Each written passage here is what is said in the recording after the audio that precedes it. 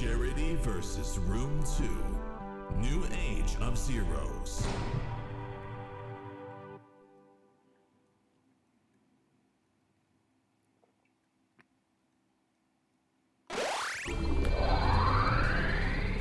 Hello everyone, welcome to day 6 of Charity versus Room 2. Today I am starting things off by consistently being the only member of this team that will put their money where their mouth is. Today I am continuing the Pikmin Dollar a Death Challenge with Pikmin 3. You might be wondering why we didn't do Pikmin 4. That's because during planning for this event, we didn't know Pikmin 4's release date, and then it was released a month before the event, so we didn't have time to really know how long it would be and change our schedule and whatnot. So maybe next year we'll do Pikmin 4. This time we're doing Pikmin 3. The rules are pretty simple. I'm going to be doing a normal ending run of the game, so we're not going 100%. That's for time purposes. At the end of the game, it shows a laydown of how many Pikmin die. For each one Pikmin that dies, I donate $1 to Rise Above the Disorder. I'm also forbidden from using any rewinding techniques, so I cannot restart a day or go back to a previous day at any point throughout this run. But yeah, I think the timing for this is going to be a little tight because this is a fairly long game, and we only have 3 hours, so I'm going to get started right away. Steve and Stefan, could you guys, for me, I'm also playing on hard mode, because that's the closest to the normal difficulty that it was on Wii U, just in case anyone's curious. Stefan or Steven, do you mind telling us if we have any donations from last time and saying why we're here? From last time? From perhaps? last night. We do have a new donation. Ooh. It's $9.59 from Juan Delgado. Hey Ted, I've for the first time played Pikmin on the Wii, and it was fine. Pikmin AI soured the whole game for me personally. Stop running into the water. At first I was going to donate myself on how many Pikmin deaths, but my whole total at the end was 959. So yeah. Hold on. There we go. Okay, geez. The controls are going to be a little bit weird for me because the controls between Pikmin 3 and Pikmin 4 are a little different. I did do some practice. I did practice some for Pikmin 3, but it's still, I played a lot of Pikmin 4, so it's still going to be a little weird. So it'll look a little wonky at first. But thank you. Yeah, the AI for the first 2 Pikmin games particularly is not great. They're not the smartest. I wonder if they actually changed any of that in the Switch ports, now that I'm thinking about it. But yeah, but thank you for your donation. Was that the only donation we had gotten between games, Stefan? Yeah. Okay. But yeah, we are at $14,093.28, which is pretty cool. I would love to be able to get to our $20,000 goal today. I think that might be a bit of a tall ask, but it would be awesome if that were the case. So yeah, thank you all so much for everything you've done for us today. It has been an awesome event so far. Yeah, every time I get to a like one of these tutorials, the motion controls get really desynced for some reason. That's weird. I was testing on handheld and not console. That might be why it's weird like that. Triforce 141 is asking a question in lieu of something that we started yesterday. I don't know if you were there for it, Ted. Were you there for Sonic 3D Blast? Yeah, I was there, yeah. Okay, sorry. My memory is garbage these days. That's all right. I mean, after how badly you were stomped by Chris. That's what I was about to bring up. it's easy to want to purge that from your mind. Right. After everyone donated enough for us to automatically win, Triforce 141 is asking, how much do we have to donate for $1 a death to win against you? For the dollar a death to win against me, I would say, I know that depending on my performance, what I would like for people to try to do is to match the donation. So depending on how badly I do, I would like to see if people could match my dollar a death donation towards the end of the run. With that said, I will be donating something no matter what. I have a set amount in mind should I somehow manage to do a 0 death run, but I think the chances of that are slim to none currently on the 0 death run being a thing, because there's 2 bosses in particular that I'm expecting to murder my chances of that.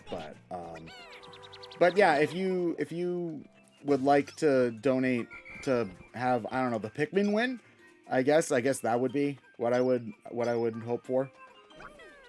We do have someone who jumped right in pretty early to try and match your thing. Oh damn!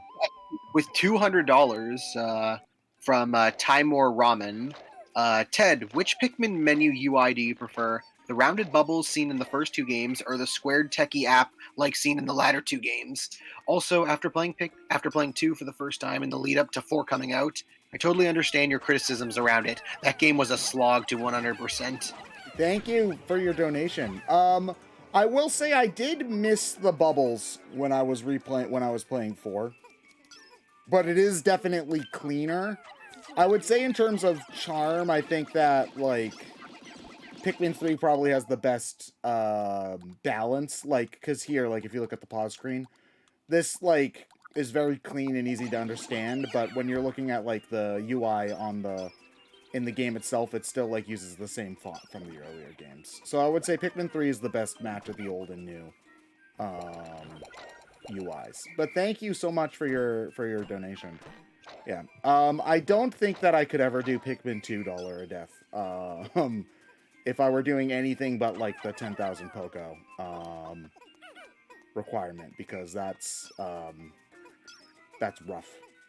That's pretty rough. Did you guys get a chance to play Pikmin 4 yet, or not? No, not yet. Nah? No, no. I would need money to do that. Yeah, money's unfortunate. It can be. We also got a $1 from Molly McGee and Scratch the Ghost. Ooh, thank you. There's some questions in chat for you. Ooh, yes. What control scheme is this? Pro controller or Joy-Con? Pro controller. I don't know if Joy-Cons control massively differently, but I have a Pro controller, so I'm using it. And Blue Dino says, I've read that Pikmin 1 AI is closer to the marginally better Pikmin 2 AI. Is that true? On Switch or in general? Because I don't know. I don't generally notice that much of a difference between Pikmin 1 and Pikmin 2.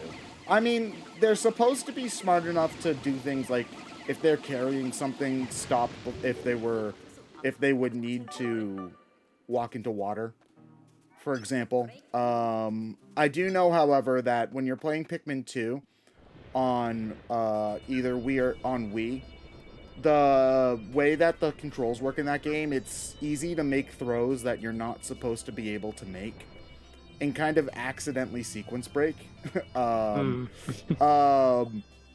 I did this on the Brain Scratch playthrough, actually. I got my Pikmin to a spot they weren't supposed to get to, and I wasn't even really trying to do that. I just thought, oh, I can make that throw, and I did. And then, because basically there's like a pool of water, the game thinks that you're supposed to be able to drain the water before that pool will happen, and so when the Pikmin started carrying the thing to the end, they just drowned because the game didn't know that there was still water there, basically. Yeah. I mean, the Pikmin aren't supposed to be smart, for the record. They're supposed to, like, the idea is that you're supposed to be watching over them, and supervising, so that, like, if they walk into, enemy territory, it's your fault versus them. It's more stuff like, oh, when you're walking across a bridge and they fall off. That's the more annoying part. Okay. This is the only game to change the landscape of Earth. What are you talking about? This is PNF 404. But like, the planet usually has Earth continents, like you can see them from space. Oh, and this yeah. game seems to be the only one that has I forget, they either rewinded time millions of years or fast forwarded time like millions of years. Yeah, it's supposed to be. Well, it's weird. Pikmin 4 changes a lot of stuff about it, like in terms of, how canonical like the old games are, and it's like, Oh, yeah, so it's like it could be present Earth time now because like there's like a functioning TV and things like that. So it's interesting what's going on. Like, I have no idea what they're doing with the story. I don't think they care, is the answer. oh no, they usually don't. Yeah. If I know Nintendo, they absolutely do not care. Yeah, but the idea is that it's like one of Nintendo's many adorable post-apocalypses.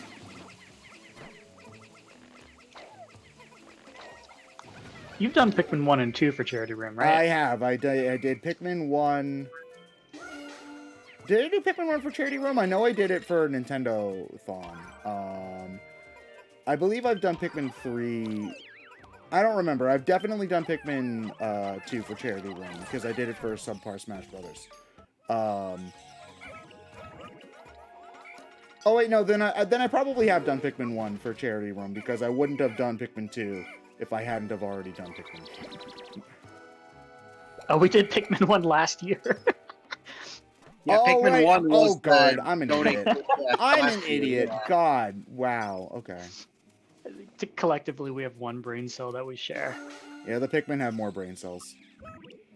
The confounding the collective theory among my friends when talking about Pikmin 3 is that the playable characters all share one brain cell, and whichever one you're controlling gets to have the brain cell for the moment.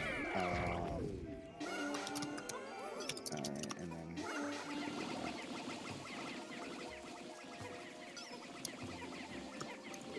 Yeah, so these early parts are going to be pretty simple. It's not until, like, I'd say, like, Area 3 that we're going to run into big problems, I would say.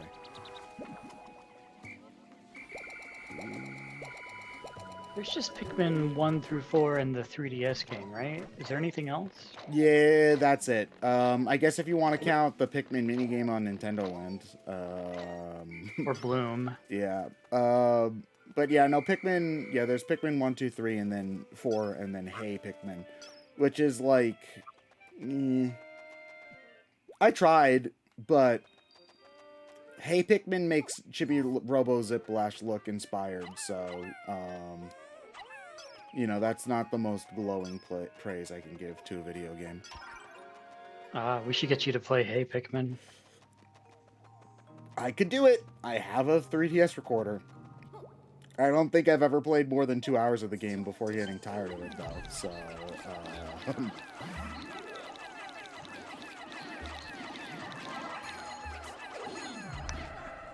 Oh, God.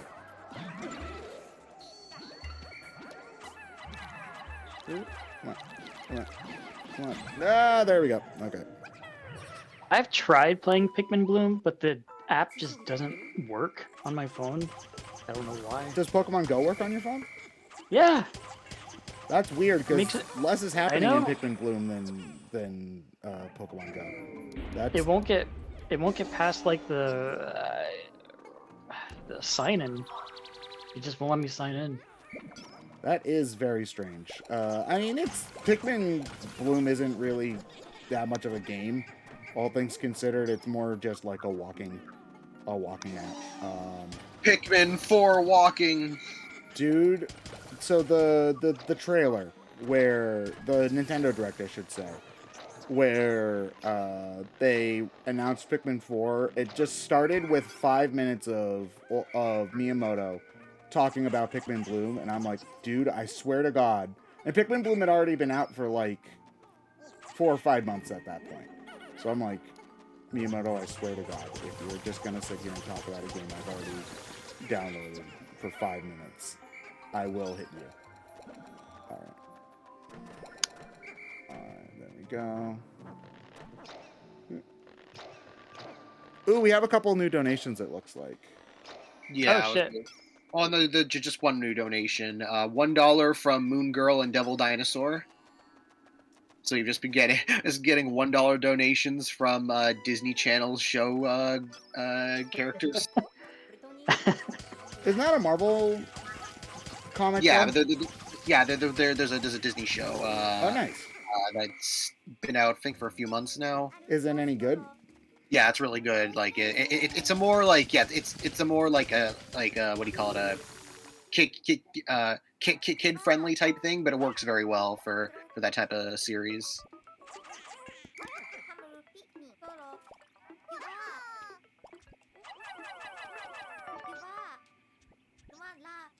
Okay.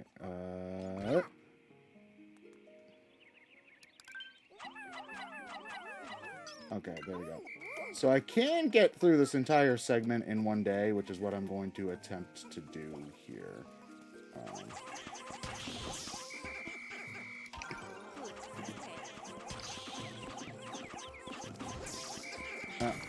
we go. Which of the Pikmin so far have been your favorite? Games-wise, or like the actual Pikmin themselves? Let's go with games first, and then the actual Pikmin second. Pikmin 4 is honestly too new for me to have a real like to really know for sure. I have mentioned a couple times before throughout the charity room that Pikmin 4, I know some things I've not quite enjoyed it as much as other people, and kneeling down Y has been a challenge for me. With that said, it still is very good, and I probably need to play it a little bit more to really understand why I have some issues with it. But it is still a very, very well-made game. In terms of, like, other stuff, why are you going this way? You idiots. I literally just made the shortcut. You morons. Okay, sorry. I think for now, I would say Pikmin 1 and 3 are still my favorites. If I had to just pick a few. Okay. There we go. Okay. And your favorite Pikmin type? I'm boring. I like the red Pikmin. Oh. Listen, they are simple.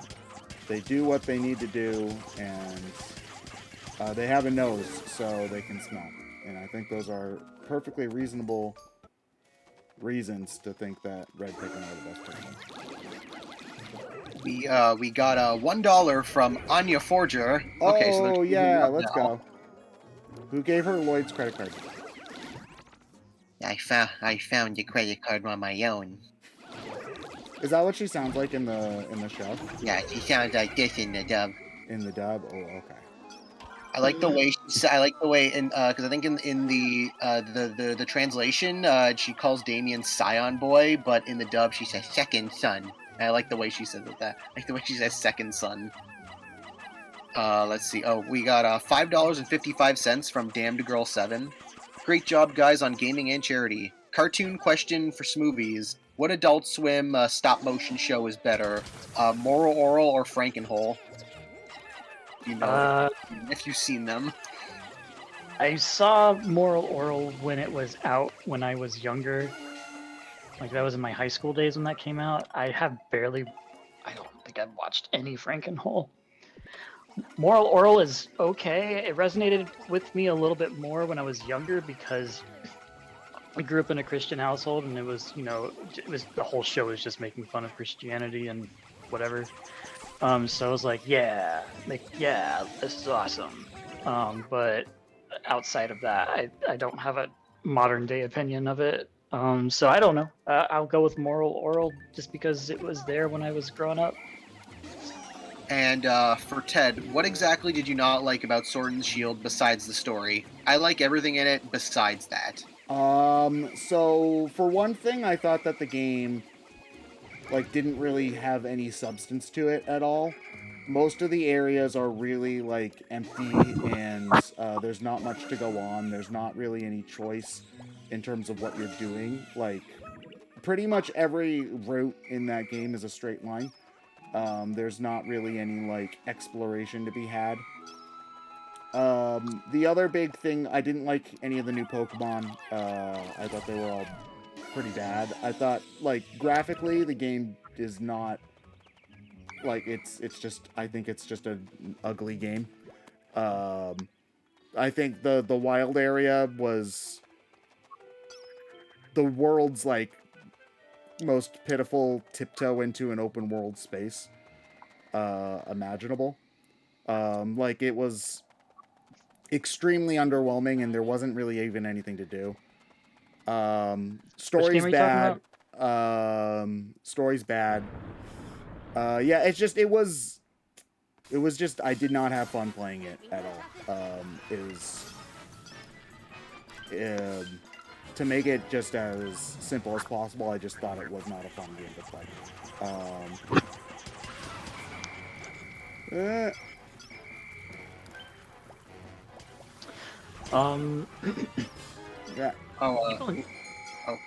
People in chat are talking about how oral is great, but it's really dark and it's too real. A lot of people said the same thing about BoJack, but I never felt like BoJack was too real or too people said it was depressing too, and I'm like, it's not that depressing. I guess depressing isn't the right word for BoJack. It's just hard to watch because you care. It's hard for me to watch a show about a character where the character the show does make you care about BoJack, which is, I think, a good thing. The problem is that you also continuously watch BoJack make terrible decisions, and it's just hard to. It's like watching a friend, continuously like fuck up their life, and that's difficult to continuously watch over and over again. Is, I guess, the way. The fact that it's a hard to watch show is a sign of its quality to me. It's just not something that I can just watch, Okay, yes, I know that that time is running out. Can you? Oh God, I gotta wait for the thing to happen again. Where is there missing Pikmin? We got $5.41 from Brian Dussault. It's kind of insane to think that you can now play the entire Pikmin franchise on Switch. Well, except for Hey Pikmin, but who cares about that? Yeah, that's awesome. I'm really happy about that for sure. Then we got $12.13 from Spyzario. I marathoned the mainline games in preparation for 4, including the challenge mode in 2. Don't underestimate my Dandori. For reals, there is no real best or worst Pikmin game. All have their strengths and weaknesses. Just waiting for the day BSC will play Pikmin for 3DS. Hey! Hashtag Dandori issue. Yeah, I have plenty of Dandori issues, so that's fair. And then we got $8 from Bond. Worf. All right, Bond's the name of the Bond, of your the family dog. dog. Yeah. Worf. Because we did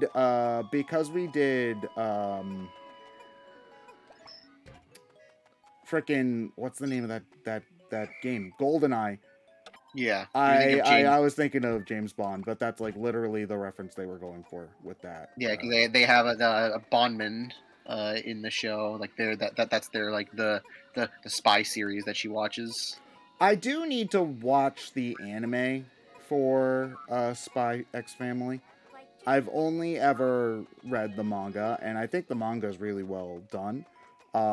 Generally speaking, I prefer reading the manga over watching the anime for... No! I was able to do this in one day in the last time. Okay, hold on. That's gonna suck, though, if I have to... Well, I guess I could just, like... Yeah, we're not getting this back. Hold on, I think... well, hold on. I think they can make it. Oh, let's go! What? Height. There we go.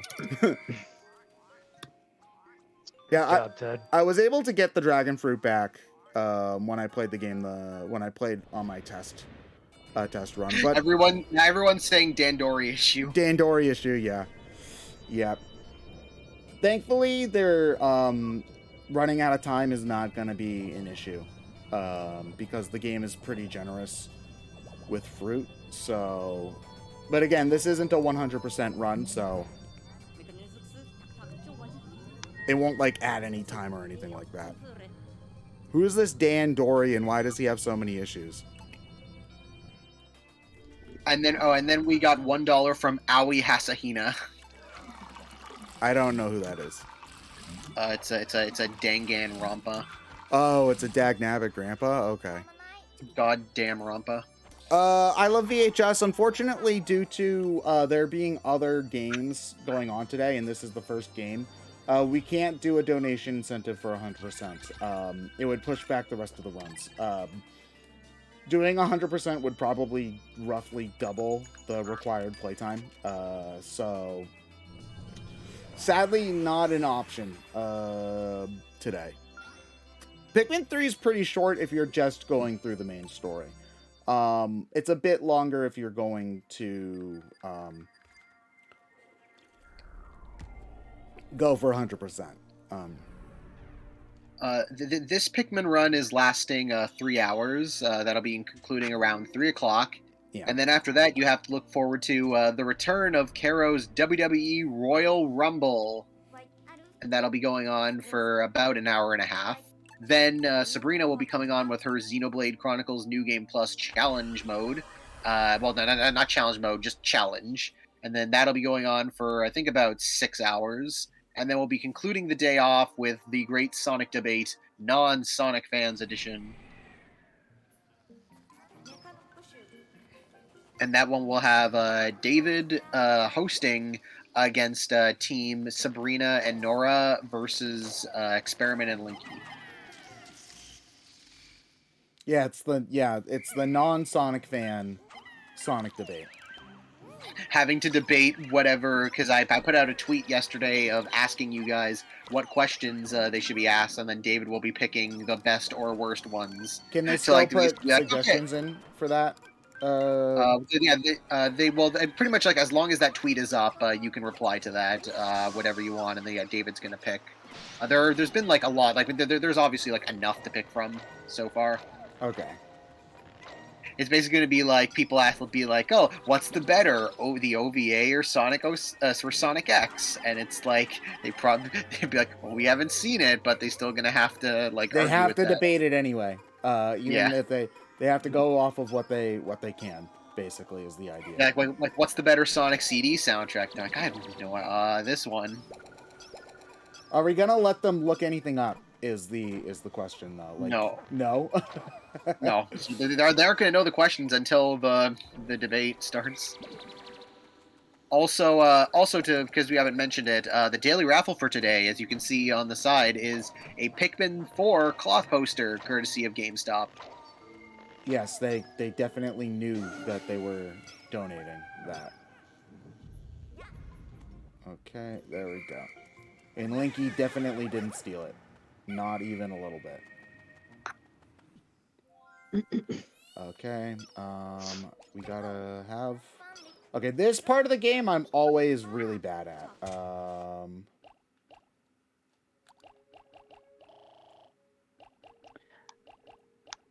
We also have a poll that ends at the end of today. Ooh, yes. So far, the poll for Sonic Origins Race, you get to vote on which character will be played, and so far Knuckles is in the lead with $690, and Amy is just behind at $577. So if you want Amy, you gotta work for it. Did anybody vote for Tails? Yeah, Tails has 210, and Sonic has a measly 41. That sounds about right, yeah. Yeah.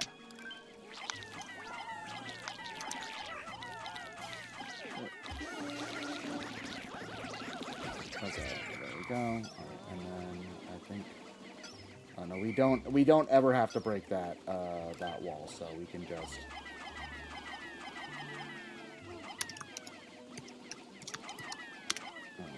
we should actually probably do these two. Okay.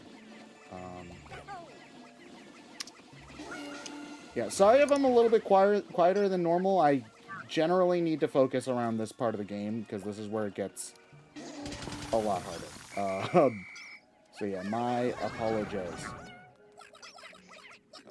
No, not yet. Let me do that first. Thank you.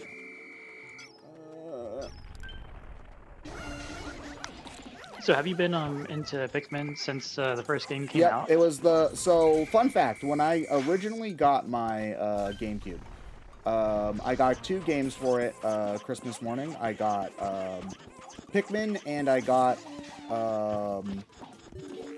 Luigi's Mansion. I put on Luigi's Mansion first, but I was afraid of it. So I then switched to Pikmin and played that instead. Yeah, it's a good game. I love Pikmin has been one of my favorite series for a long time. I don't know. I have just always loved the games, so I just there we go. I think where would we go over? Stefan, are the suggestions for the Sonic debate still open or no? Well, yeah, I think for now, yeah, you can still reply to stuff on the tweet because it's up to Dave. David's going to be the one to pick from it. So yeah, if you go to that tweet on the Twitter account and you just respond to it, you can still keep suggesting stuff.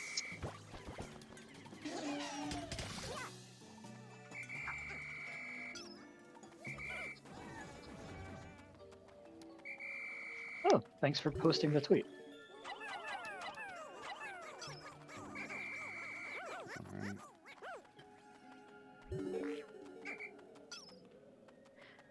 Anime character donations? Anime character donations? Oh, he's talking about the ones that have been yeah. Gotcha. Oh yeah, we have had a number of people donate in the names of anime characters. So Yeah, far. I mean, at the top is still Bond and Owie.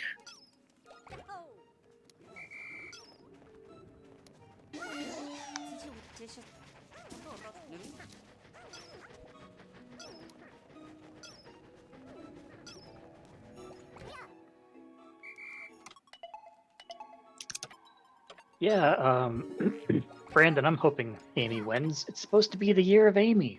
She's got to win. It's the year of Amy? What? Amy's Sure. Amy's 30th anniversary. Yeah, it's her 30th anniversary, and she was put into Origins, and she'll be available in Superstars later this year.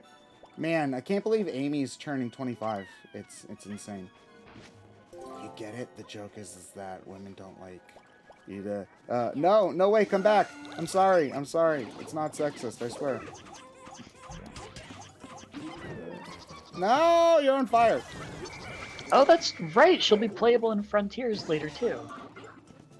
Have they talked about how that works? Because I thought that they were computer ghosts in Frontiers. Wait, are they going to be playable? No, we have no idea. Yeah, we have no idea how Yeah. it's going to work, but we do know Tails, Knuckles, and Amy are all going to be playable. We don't know if this is post game where it's this is after the events of the main game and now they're fully playable on the Starfall Islands, or if this is this is what they were doing in the cyberspace, and it's they have their own cyberspace level. We don't know if that's going to be. We don't know what it's going to be. We just know they are playable. Gotcha. I would hope it's the former, because from what I've heard, the cyberspace levels are the part of the game that people don't like as much. It's mostly the controls that feel... the controls are by far the worst part. I like the cyberspace stages. Yeah, the controls are not great, but They're fun. I did see that there were some cool callbacks in them, like how, like some of the level designs were from like old like Sonic Adventure 1 and 2 stages and stuff like that, which was neat. SA2, Unleashed, and Generations. It's kind of weird that it's only those 3 games that they took the level designs from, but it's like, yeah, it's just those 3. They didn't do any. I thought they did some SA1 stages No, there's too. no adventure levels. Okay. I guess the stages are meant to be fairly linear, so I suppose it makes sense for SA2 over SA1 in that sense, because they're much more open in SA1. Oh, a new challenger in chat says it's also Metal Sonic's anniversary. I didn't think about that. Yeah, but they like do stuff with Metal Sonic all the time, where it feels like Amy's been kind of a second fiddle character for a while. Yeah, because I think the 30th anniversary Amy comic that they did, I forget if it's out yet or not, but I believe that one's also celebrating the Metal Sonic 30th anniversary. Because they announced that next year is Knuckles' 30th anniversary, and they're doing a comic for that. And they also said it's going to double as a Fang 30th anniversary as well, since it's the same for him. Yeah, I always forget that Amy is older than Knuckles. Yeah, 1993 versus 1994. What are you talking about? Amy's 12, Knuckles is 16. Oh yeah, I'm sorry, Smoothies. I don't know the lore. We have $5 from Sergeant Blah 6. Now I know things look dire for Amy, but I have faith in the disposable income of all you. You have guts, spirit, and determination. Some of you Pikmin may perish, but your debts will not be in vain. Someone will donate enough to get Amy to the top of the heap. Amy turning 30 is good luck. Go, go! Some of you may die, but that's a sacrifice I'm willing to make. I'm willing to take. Okay, I think. No.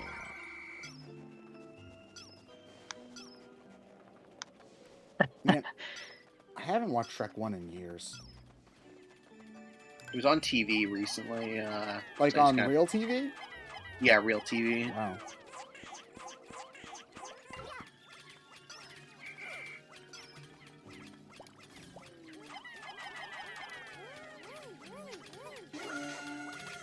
I can't remember the last time I've watched something like on TV, like the time it's actually supposed to be on. Like there have been a handful of things that I've watched, you know, like recorded later, but like the last time, I can't remember the last time I've watched live TV. The only time I watch TV anymore is when I go to my dad's house. I never once got a TV subscription after moving out. I don't miss it at all. Yeah, no. The only reason I really own a TV is for video games, and even then, with the Switch, I probably could get by without one. I mean, I've had this TV that I'm using right now. I've had since I was when I moved out for college. Graduation present I got was this TV, so that I'd have it, so that I'd have one in my dorm room.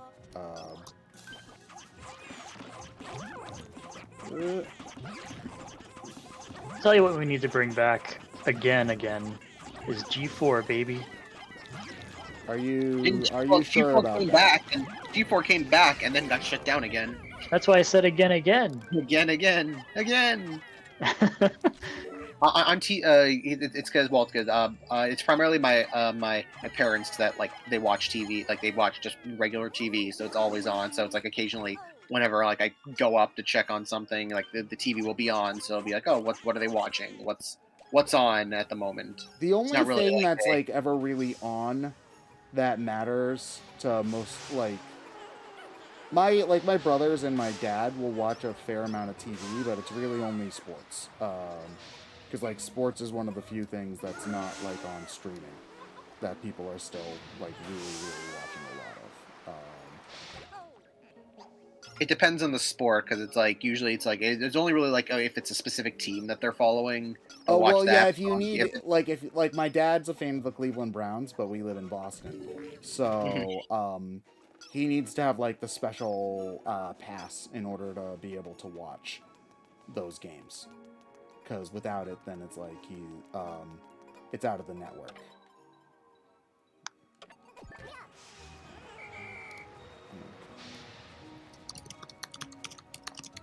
I'm actually making pretty decent time, all things considered.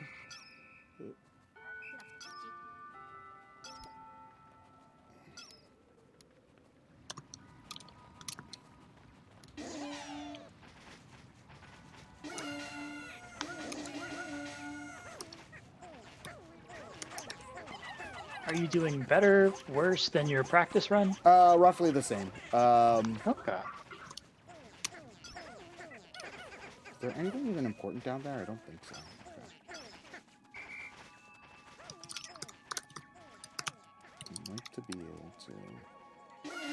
Oh yeah, I should probably check and see if there's any Pikmin standing around someplace that I haven't gotten.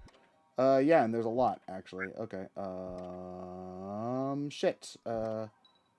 Dandori is a task and time management, right? Yes, that's like roughly what it translates to in English, I think. It doesn't really have an English translation from what I understand.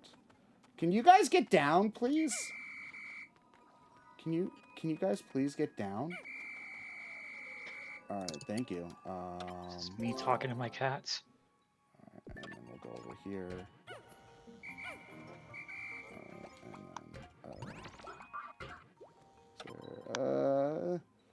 Yeah, I'm much better. So it's weird. So Pikmin 3 has so Pikmin. Oh shit! There's Pikmin all the way over there. Why? What the hell are you doing all the way over there? You idiots! Oh god. Oh god. So Ted, how's the AI in this game compared to previous games? The AI is better. It's just that there's certain things that that they're programmed to do that I'm not as used to them doing. Because I've been playing a lot of Pikmin 4. Like in Pikmin 4, for example, in Pikmin 3, for example, there's often like these little like bits of bridge that you'll need the Pikmin to pick up and move to build something. In Pikmin 4, when they're done building something, they will stay where the bridge is being built. And in Pikmin 3, they will go back to where the bits were that they transported immediately. We can just end the day now, yeah. So the AI is roughly the same, and they're both much better than the first two games. Just is that like the way that they do things is different, and you just have to remember which way is done. I think ultimately I prefer the way they do it in Pikmin 4, which is they focus on if a Pikmin finish a task, they will stay where the task is done, versus in Pikmin 3 they go back to where the task began. And it's easier for me to wrap my head around the Pikmin 4 method than the Pikmin 3 method, but that's just me. Did we read Sergeant Blausick's donation? Yes, I did. Okay. Yeah, but Thank you, Sabrina. What did back Sabrina from the say? gym, and told her Zumba friend about the charity stream. Oh yeah, let's go. Oh yeah, I should tell my mom to donate. But yeah, as you can see, the time limit's probably not going to be an issue, even though I'm not really going out of my way for that much fruit.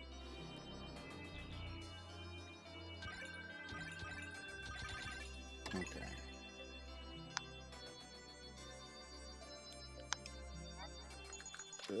There we go. That was, I remember, a big thing about, like, a contentious thing about the Pikmin 1 versus Pikmin 2 debate before Pikmin 3 came out, was that in Pikmin 1, you had this 30-day time limit that a lot of people didn't like because they thought that it was stressful, and they didn't like having this, pressure of needing to do it within a certain amount of time hanging over them. And then there's the other camp where it's like, well, yeah, that's the point. It's supposed to be stressful.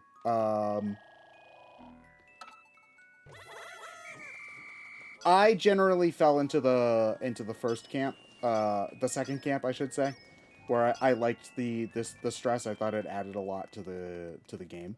Pikmin 2 took away the time limit entirely, which again, there's nothing inherently wrong with that, but it does kind of encourage a play style that's much less focused on multitasking and more focused on just like doing things. It's called Dory. Yeah, you Dandori less the way Pikmin 2 kind of incentivizes you to play. With that said, Pikmin 3 kind of tries to have this mix where, you keep on, the juice you find determines how much time you have left. And like functionally, with how generous the time limits that they give you are, functionally speaking, it's basically just like Pikmin 2, where you basically just have all the time that you need. I think if you get all the juice in the game, you have something like over 100 days to find everything, which you should never need that full amount of time.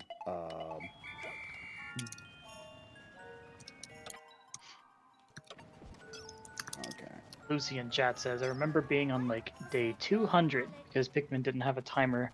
Because I'd collect one berry and be like, don't want to overwork myself, time to go to bed.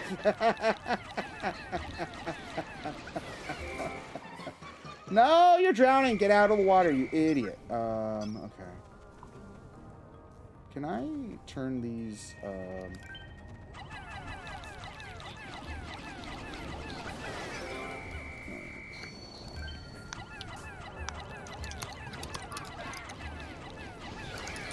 Okay, there we go. And then, where's the...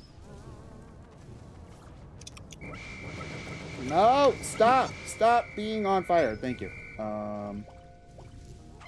Didn't you like have like over 100 deaths in your last run? Yes. Pikmin 1, it's easier. The game generally expects you to have Pikmin die more.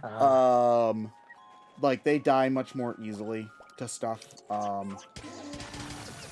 Generally speaking, in Pikmin 3, there's much less, like, things that, like, will crush a Pikmin instantly.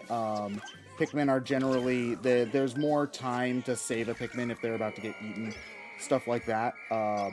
I genuinely expect to have over 100 Pikmin die this run, though, because... Wow. Yeah, because there's 2 bosses in this game that can get a lot of Pikmin dead. The final boss and the second to final boss are both very difficult. So I do expect to end up donating over $100 for this run. With that said, the game is generally, as a whole, much easier than Pikmin 1 is. I would still say Pikmin 1 is the most challenging. No, Pikmin 2. Sorry, Pikmin 2 is the most challenging Pikmin game. But that's also just because it's bullshit and it does stuff like... Pikmin 2 is a Mario Maker level. If you've ever played Mario Maker and then you're like walking along and then suddenly a thwomp will come out of nowhere and squish you out, and you couldn't ever react to that and you lose a life instantly. That's a lot of Pikmin 2 dungeons. Oh. Yeah.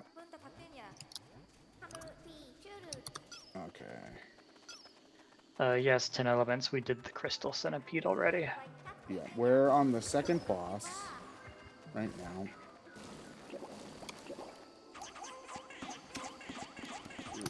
Okay. And what happens if you get a game over? Like, what's the donation incentive? So, if we get a, so if like all of your captains run out of HP, I've never actually had it happen to me in Pikmin 3. I believe all the Pikmin that you have out with you die. And if all of the Pikmin of a certain color die, it's called a Pikmin extinction. You are then in the next day given 1 Pikmin seed to start that population with. If that happens, I just keep going. I don't expect it to happen, honestly, but if it were to happen, then I would just keep on going. I'd have to restart from scratch. I don't expect that to happen. Even though like some of the bosses are challenging, I by that I mean I'm gonna probably lose like 20 to 30 Pikmin doing them. Versus like I don't expect to run out of Pikmin 4 actually, despite being one of probably the easiest Pikmin game. I did actually run into Pikmin extinctions a couple of times because the way that game structure works, you'll often only be able to have like 5 of any one given type of Pikmin at certain points. So, like, if you just lose them all to a stray attack, out of nowhere, the game will be like, oh, Pikmin extinction, and it was the first time I had seen that since I was a kid playing Pikmin 1, which was interesting to see.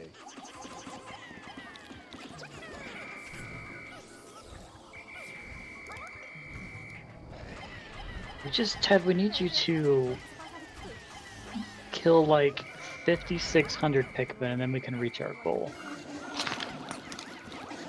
You know what? I'm glad that you think that I have $5,600 that I can donate.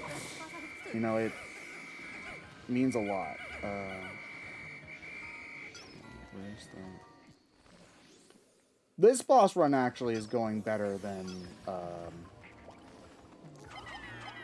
my test playthrough, actually.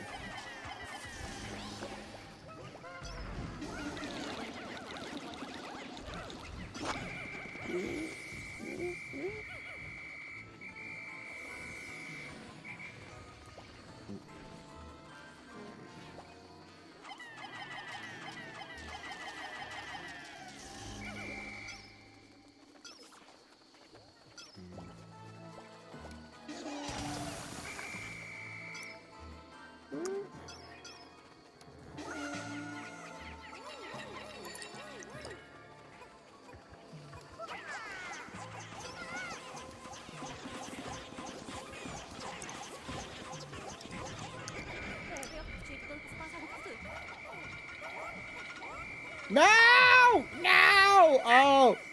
Oh, there's our first deaths. Okay. $3. Oh. We're at $3. Okay. I actually don't normally lose Pikmin to this boss. It's more just a matter of... where the hell's the other bits? We got ourselves $1 from Better Coleman Solomon. What? Thank you for your donation, everybody. Oh, man. Oh, I have to throw somebody up here. Okay, that's what was going on.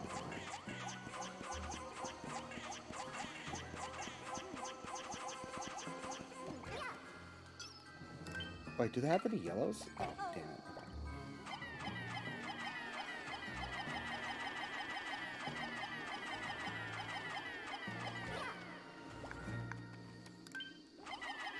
How far behind is Amy from Knuckles right now? Just about $110-ish. Yeah. That's Come on, definitely guys, doable. I think Amy's worth it.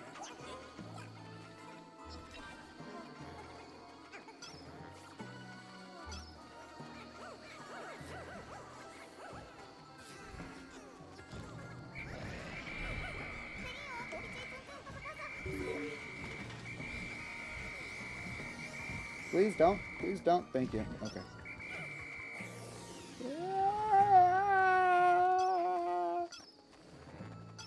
Okay. Yeah, do you think Pikmin would be popular enough to warrant a movie? Well, they did the Pikmin short movies. How long are those? Like a few minutes each? Yeah, but I honestly think that those are like if they're gonna keep doing Nintendo movies, I think because like Pikmin doesn't really have much of a story, all things considered. It's just like guy crash lands on a planet, shenanigans ensue. that's the story. So with that said, I think that like short movies where you just see the Pikmin do stuff is, I think, like perfect for them. So I kind of want them to keep doing that if they're gonna do anything in regards to that. I mean, I know that there was that rumor that there's a Zelda movie. I don't think I really buy that. No, I think Well, that was disproven recently, wasn't it? yeah, no, because it was said like there was like Illuminate. It was like Illumination making a Zelda. I think like the next day the Illumination like people were like, no, we're not. I mean, they probably could. They all but said that they're gonna be doing a second Mario movie. I think Mario movie and Donkey Kong movie are the only things that are actually being worked on right now. Everything else is just speculation or not actually currently going on. Yeah. I mean, I like don't think. Yeah. I don't think I want Illumination to make a Zelda movie anyway. I think like I mean since Universal is the whole thing, since Universal is the one they have to deal with Nintendo. DreamWorks is owned by Universal.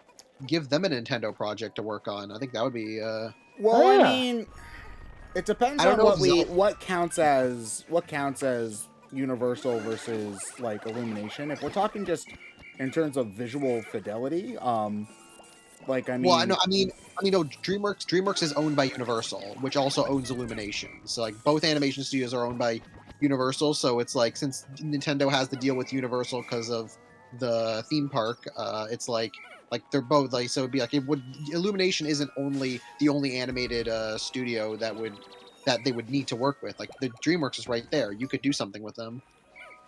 yeah, I mean, I think my biggest issue with doing something like Illumination or DreamWorks for Zelda is just that the tone doesn't really match. That's yes. Yeah, I don't think Zelda, no, but I feel like the other Nintendo products. A I lot think of other Nintendo products, I don't think that there's necessarily an issue with it, but I think that Zelda doesn't really necessarily fit the tone that Illumination definitely. I mean, there are some more serious DreamWorks films, but a lot of them are much older. Like Prince of Egypt, for example, was a DreamWorks film. And like Spirit. I don't think you didn't see it, but Puss in Boots 2, which came out the end of last year, was genuinely excellent. Like, I heard that it was great. Like, I think it's top 5. I think it's either top 5 or top 10 DreamWorks of all time for me. Like visually, it looks beautiful. It also has like a really like dark and serious story to it. Like that Puss in Boots is like the main. It's like the main like thing of being like, okay, like these guys, like if you give them the right thing, they can do something very like special. It's so weird though that it was Puss in Boots too, though, because it's like the Shrek spin-off. I don't think that people would have expected that to be like among the best animated movies to come out in 10 years, you know? Yeah. And now people are like, you know what? Like, it went from people dreading Shrek 5 to being all like, you know what? Yeah, we want Shrek 5. I don't know if I want Shrek 5 personally, but like, I think I would be okay with Shrek 5. Like, I don't know. I feel like Shrek is just not a property that I jive with as much anymore. We don't need Shrek 5, but I'm like, if you're gonna do it, and it's like if you do it like they did Puss in Boots, I'm like, okay, I'll take it. Like if you're gonna like, I've always been like a thing of like, things are gonna happen if like studios and stuff want it to happen, but if you give like the right people the right motivation to do it, I'm like, yeah, sure. Like let me see what you can do.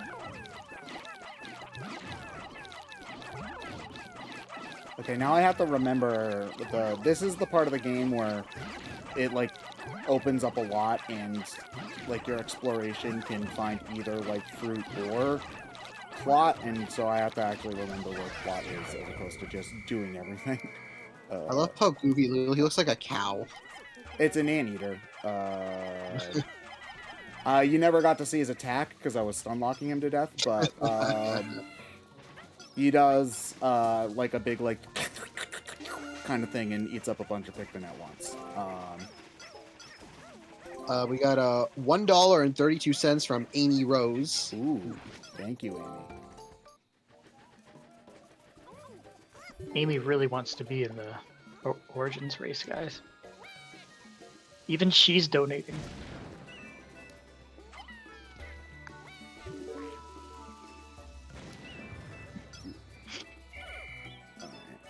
Stefan, which IPs do you think would that Nintendo would even invest in making a movie for? Because like Mario's a shoo-in, like everybody knows it. It would Everybody be would one like of the to hear ones it. that they own. Whoa, whoa, whoa, whoa, whoa, whoa, whoa, whoa, whoa, whoa, whoa, whoa, whoa, whoa, whoa! I forgot that there was a guy that threw rocks. Over here. Like, do you think they would just go for like, okay, well, which of our IPs makes the most money? We'll do that.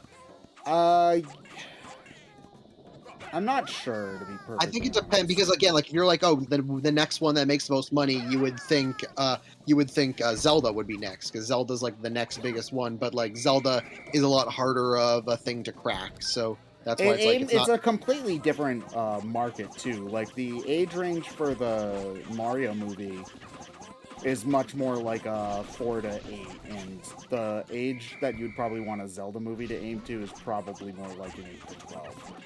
So it's a completely different type of audience, and honestly, one that's a lot less.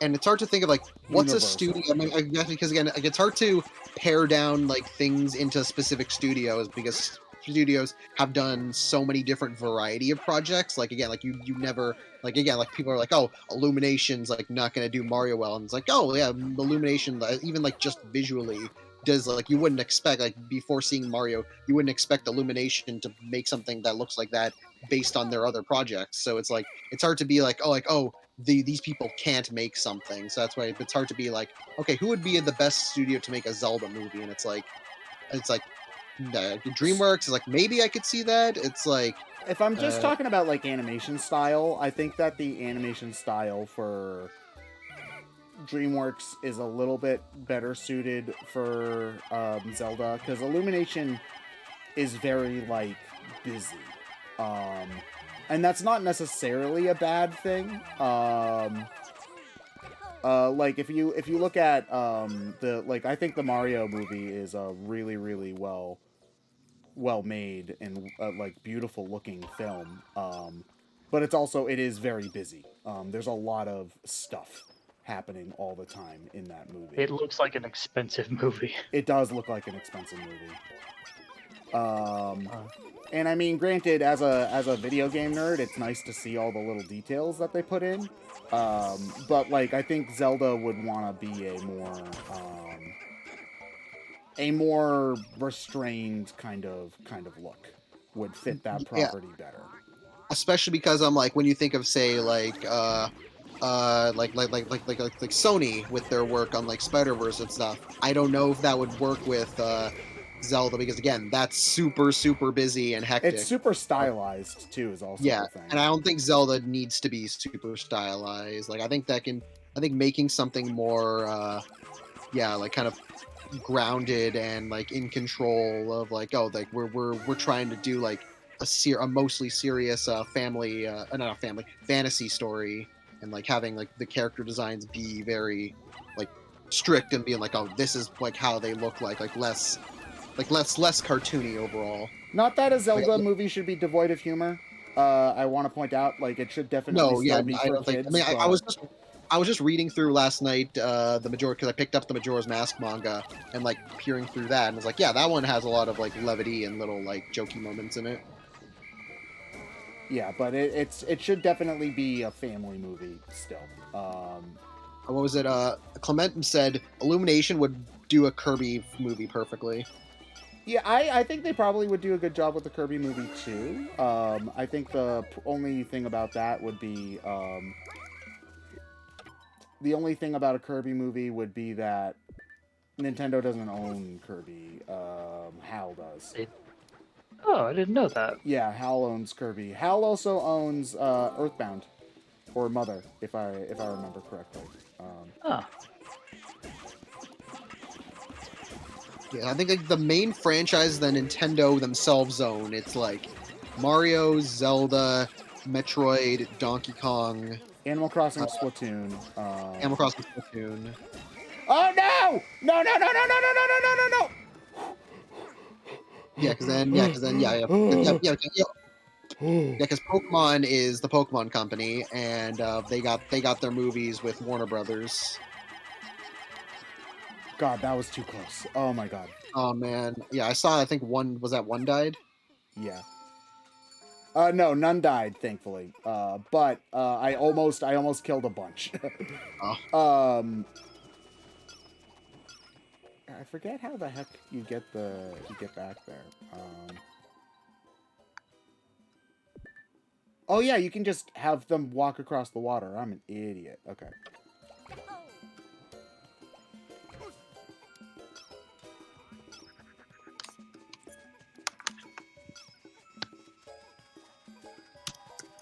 Yeah, I wasn't kidding when I said this is generally the part of the game I tend to have more trouble with.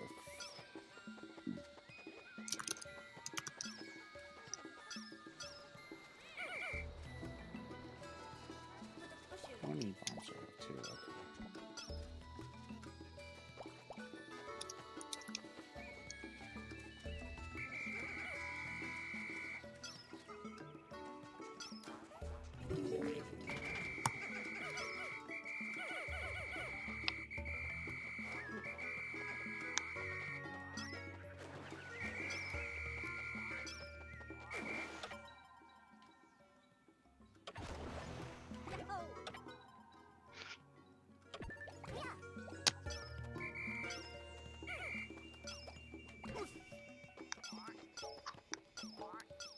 Where are you going? Get back here. Ah. Okay. Oh yeah, we don't have to go in there. Yeah, it's nice when you're playing the game and it's like, oh, I don't have to do that, because I'm so used to like feeling like I need to go somewhere. All right. Let's see. We can have you.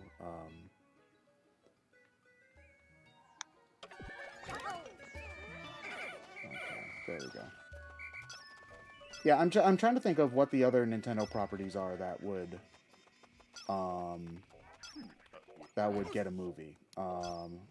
Yeah, I feel like what do you have? Yeah, I feel like Zelda, Metroid, Donkey Kong. Well, Donkey Kong's already been confirmed, so it's just Zelda, Metroid, and Splatoon feel like the closest things that I feel like could get a movie.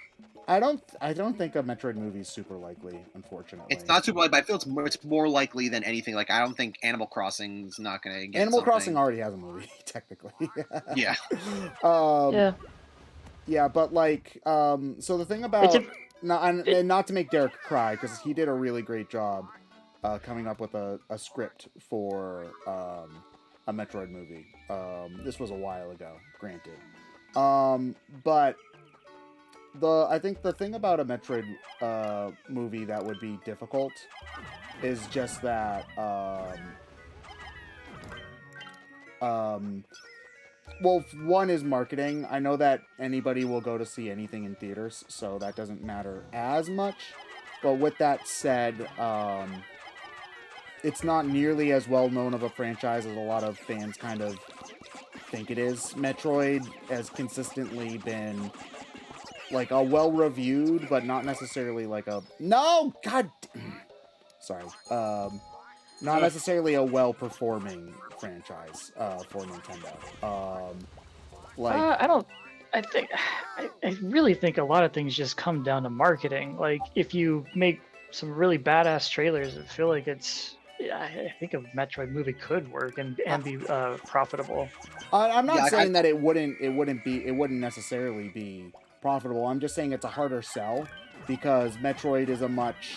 Well, for one, if they're doing it animated, Metroid is a much older market. It's marketed to teens.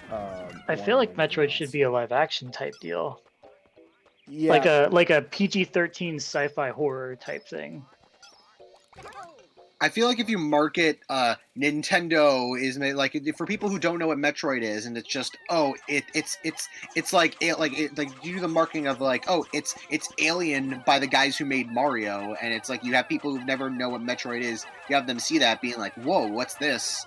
And yeah, if you market that well, you can get a lot of people interested in Metroid, like just from like You see, ads and that's my worry is the complete opposite, is that people will be like, oh, this is the movie by the guys who made Mario, and then they want to take their 5-year-old to the Metroid movie. I don't think that would happen if there's a rating on there that says PG-13. I think you might have more faith in... Oh, wait, is this even necessary? Oh, God, am I being dumb? Do you even need to go up here? No, we have to go the fucking other way. I'm an idiot. Oh, God. I'm the world's dumbest person alive. Oh, God. Okay. But yeah, no, I don't think it matters. If people see Nintendo on it, they'll think that they can take their kids to it. Is gonna be my... I don't think you should market it as a Nintendo movie. You just have to market it as, you know, scary space horror movie. You don't have to say, look, Nintendo, you like Nintendo, right? Come see it because it's Nintendo. I don't think they should do that at all. Yeah, but it's also they would Nintendo would want their name on it, is also the thing, because that's how they are. But it will have its name on it. It's just, and then I don't think but that's the thing. put People will say Nintendo Pictures presents Metroid and think, oh, we can take our kids to it. It's kind of like how Disney didn't put its name on many of the Miyazaki movies, because like Princess Mononoke or whatever, because it was too dark.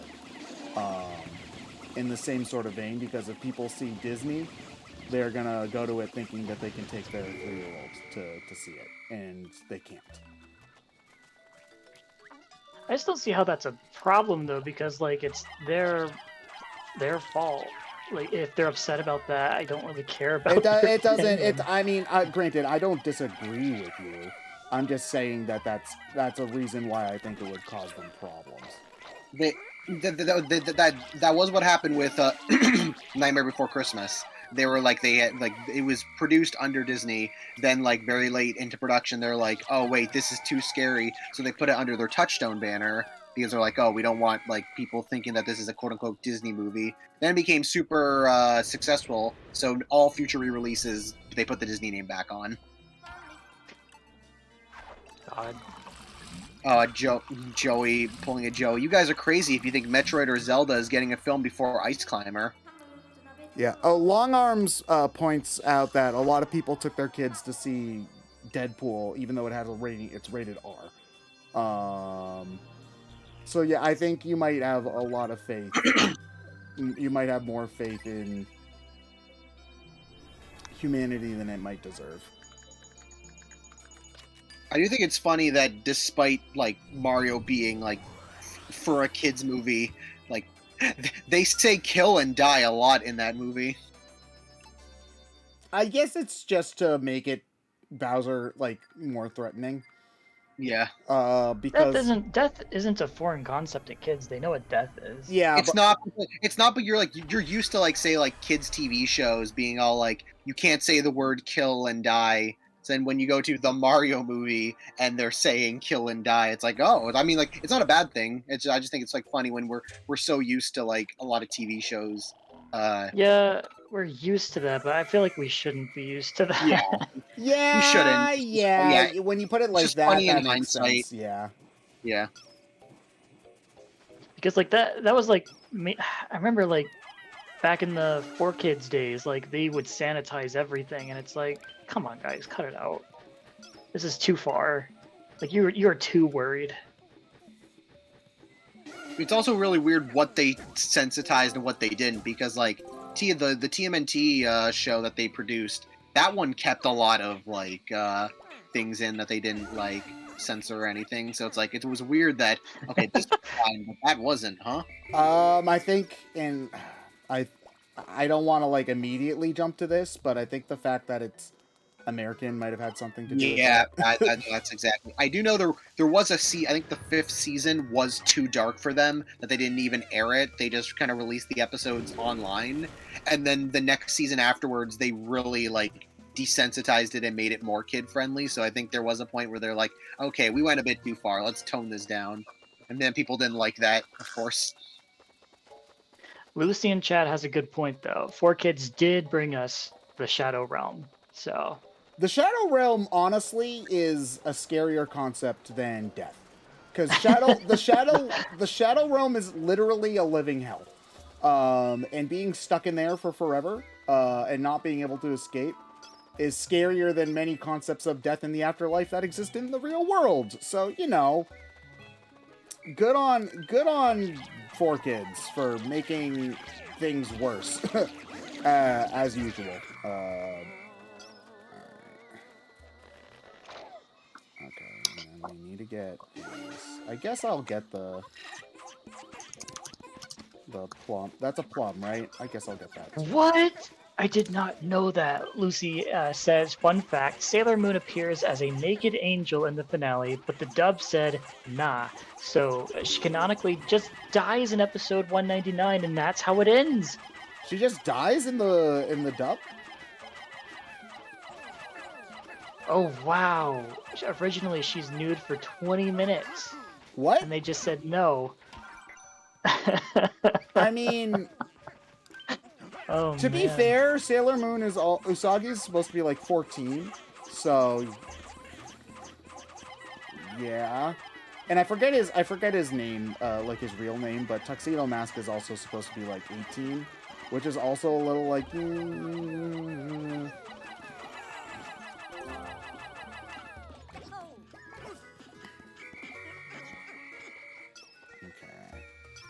Okay, I'm already at the boss actually. How many red Pikmin do I have? That's a good question, Mega Man. How did I lose a Pikmin? Where? How? When? Where did it go? I'm mad. I'm so mad. Oh shit! I don't have that many red Pikmin. Guess I'm taking yellows to this fight. Okay. I guess that'll happen when you're rushing.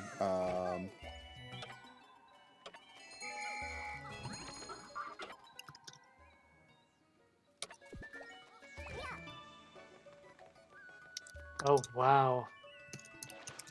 A lesbian couple in Sailor Moon was turned into cousins. You didn't know that? Yeah, that's like no, one of the most famous censorships of all time. Guys, I don't know shit about any anime. Wow, I can't believe Smoothies. I was trying to make like a. I don't know. I was trying to be like Smoothies Hedgehog, but that's not your actual last name. I like Smoothies. That's good. Yeah, Smoothie. First name Smoothies, last name also Smoothies. Doesn't watch the anime. What is your opinions on the Dragon Ball? I watched it when I was a kid because if it was animated, I liked it. I liked cartoons a lot, so I watched Dragon Ball then. I think it's just safe to say at this point that I am like super jaded. Like it takes so much to get dopamine running through my brain these days. Like something has to be really complicated. Like I have a high bar, and it's not a good thing to have a bar this high. It sucks.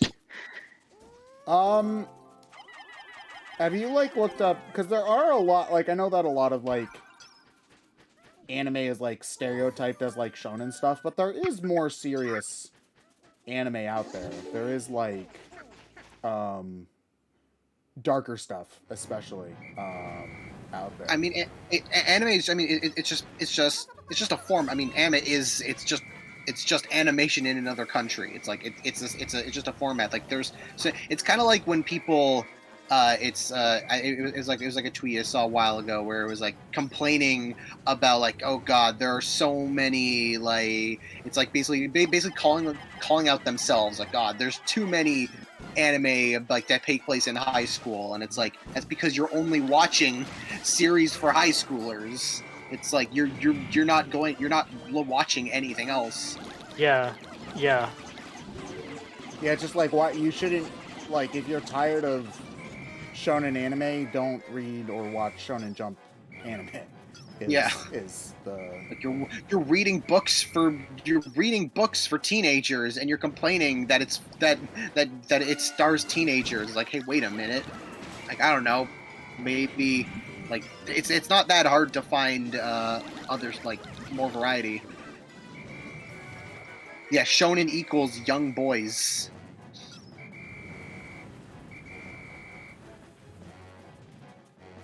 if you would do the one that lets me use these bomb rocks, I would appreciate it.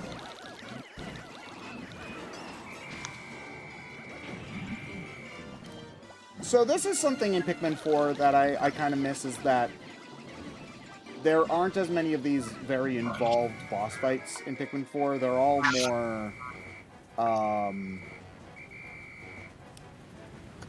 tame. The final boss of Pikmin 4, however, is very, very good. I loved that boss fight.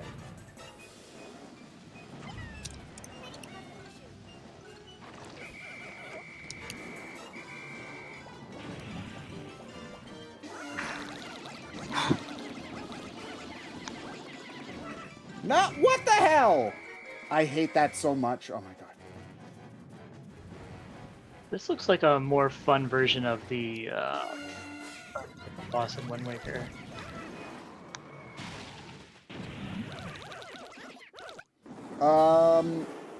Which boss was that in Wind Waker? The one you fight with the the hook shot. It's got a big sand pit. I should actually play Wind Waker one of these days. I own it. It was my free game. Because, like, do you remember on the Wii U that Nintendo was desperate to get people to buy the Wii U?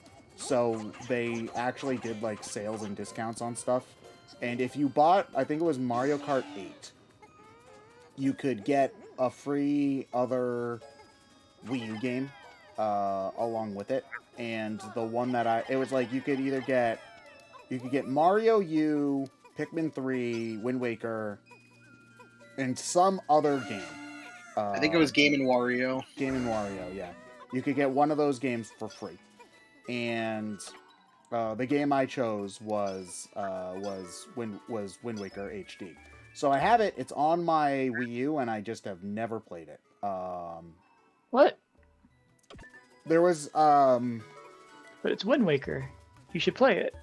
I should probably. The old style of Zeldas have never been like my favorite games. Some of them are good. I do like Twilight Princess a lot. But like Ocarina of Time and Majora's Mask have never really done anything really that much for me. They're like fine, but not great. I'm not a huge fan of the older 2D Zeldas either. Like Link to the Past and Link Between Worlds are good, but like I've never been as high on them as many other people are.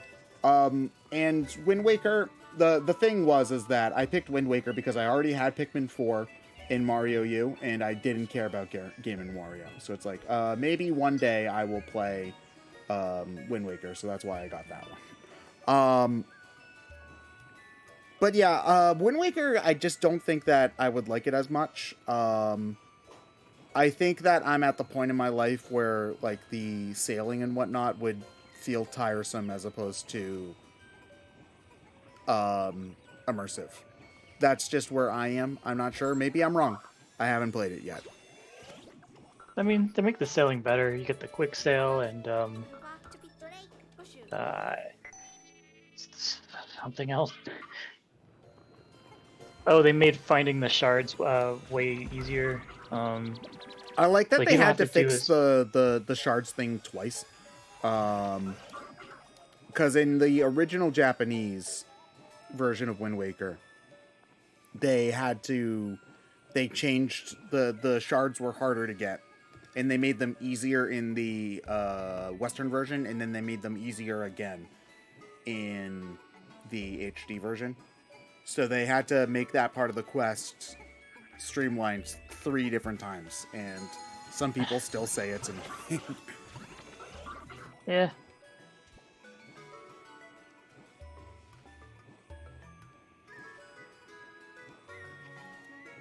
I think you should give it a shot, especially if you just don't go for everything. Just go for the main story, and it's not that much sailing. I guess that's just part of me, though. I like going for everything in games, generally speaking. Or at least, I guess, not necessarily going for everything. I like just exploring at my own pace and finding stuff out along the way. I don't necessarily like running and skipping things on purpose. Is, I guess, a better way to put it. When I'm playing a game like that, I want to be able to just go and do what I want as I go, and I don't want to feel like, oh, this is taking too long. I'm gonna skip stuff and stop exploring and just go to the next location. It's just not generally how I like to play games. How did that Pikmin die? Did anybody see how that one Pikmin died? Because it was before I even got into the boss fight.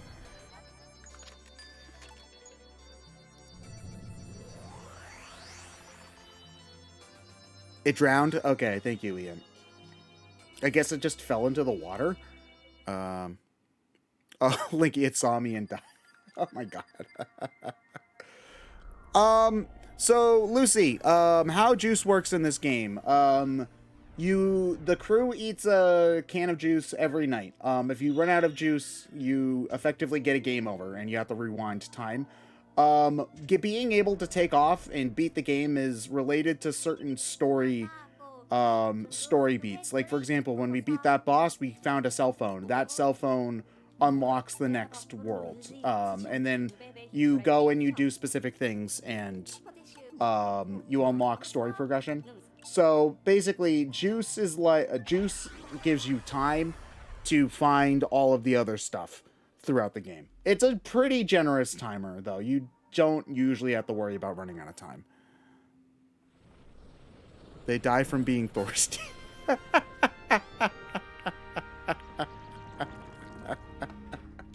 Okay. Oh yeah, this is a part of the. All right.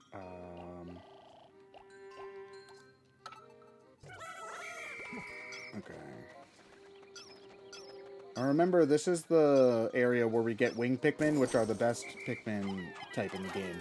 We will not be taking questions at this time. Let's see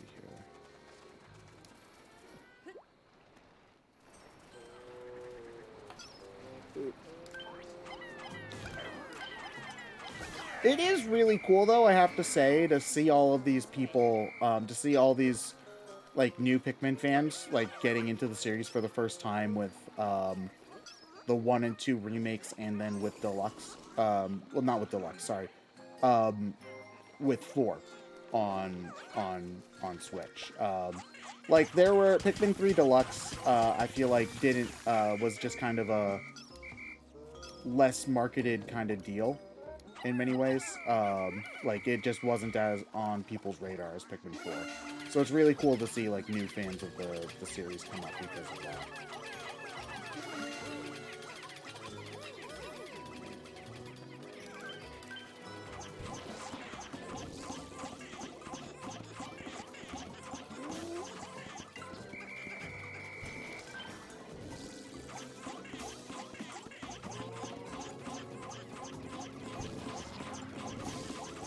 There we go. Okay.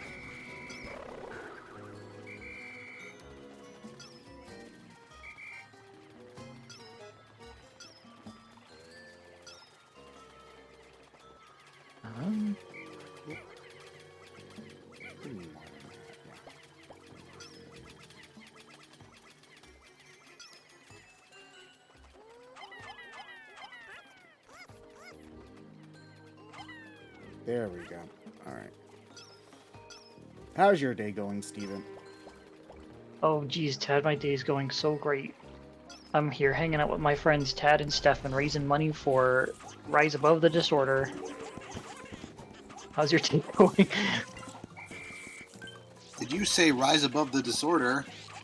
That's right, Rise What Above the is it? Disorder. Man, they raise money to help people get access to cognitive behavioral therapy sessions and also access to medications. Um, they help you find a therapist and they help supplement the cost if you can't afford it. It's a really great cause. And if you would like to donate, I will put it in chat. You can type in !mark donate and it'll take you right to our Tiltify page where you can win a prize. Like today, our daily raffle is a Pikmin 4 cloth poster, or you can enter into our event raffle, which we will be pulling names at the end of our event next weekend on Friday, possibly Saturday. If we reach our $20,000 goal, that is, we will add another day, Saturday the 12th, where I will be playing a Sonic Frontiers race with Stefan and no, with Chris and Linky, and some other things. What are we doing on that day? John Experiment Metroid Prime Remastered race, and me and David Right. Crash our race. Crash 4 race, that's right. High percent, right? So that means you got to go for like all the different shit that's in. Yeah, so it's like if we get that race, it'd basically just be whoever beats it the fastest, but also we need to try and get all the stuff. So it's like whoever has the most gems and stuff. Have you like figured out like how much is subtracted for certain things? Like how much time is it was subtracted? basically going to be like, if I had like 5 more gems than him, it would be like subtracting a certain amount from my time. Like I hadn't figured out the exact details, but it's something that we could easily figure out like once we do it. How many? What are the other bid wars that we have going on left? I know that we got Currently, Sonic Origins. Just the Sonic Origins character select. Sonic Origins character select. Okay, of which Knuckles is still winning. Yeah, but Amy's just a little over $100 behind, so it's easily doable, and that's closing off at the end of today.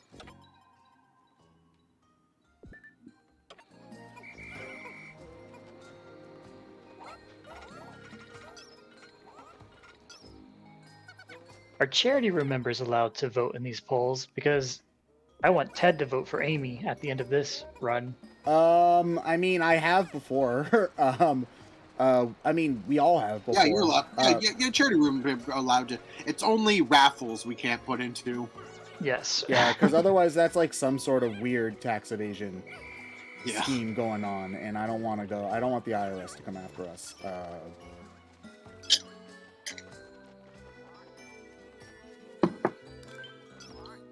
Wait. Unless you put in your raffle for one of us to get it, then that's fine. Like one of the years when we gave it to like family members. Didn't Kevin's wife win one of? Like, that was a joke golden, name. Yeah, it was a joke name, but the Golden Bolt's wife won one of the. Kevin is not married, so. He does have a fiance. Yeah, I thought he was getting married soon. Yeah, he's just not married yet. If you donate $5,000, we will end Kevin's marriage.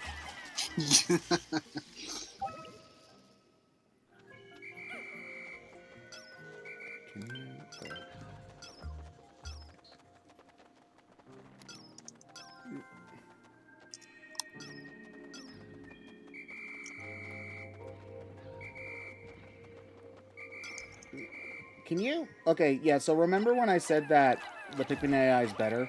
Sometimes they do still get, like, caught on shit. For no reason. Not sure why. Alright.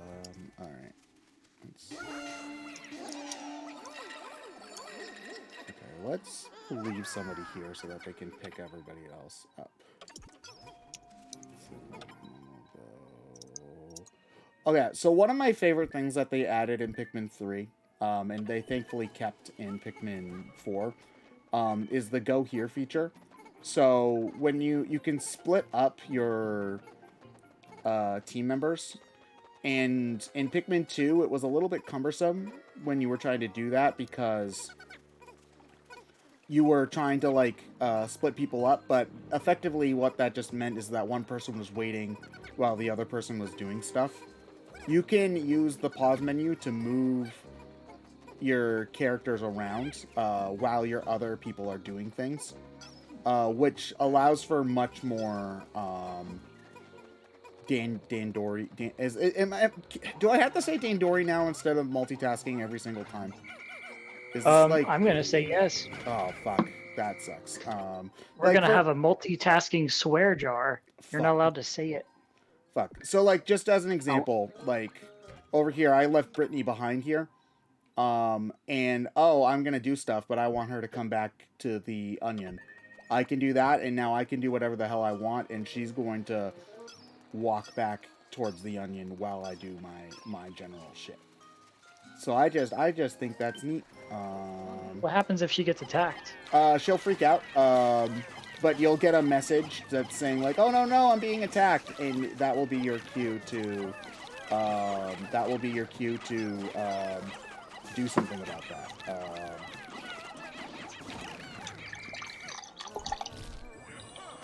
Who just took a piss? Get a drink.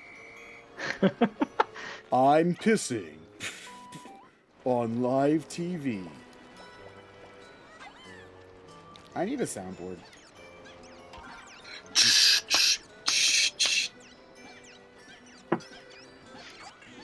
When everyone has a soundboard, no one will. No, that's not how that works. It might be.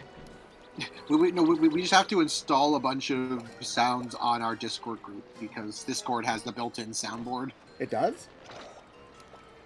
Yeah, fairly recently they added like in Discord rooms, like you could upload sound bites, and so in voice chats they can be like your own custom soundboard. That's me, I guess, but if I know the average like Discord room, that's probably really annoying, actually. It can be. So like in the FTCR Discord, we basically set a rule to be like, please do not abuse this or we will just take it away. You have to be like the stern mom. Yeah.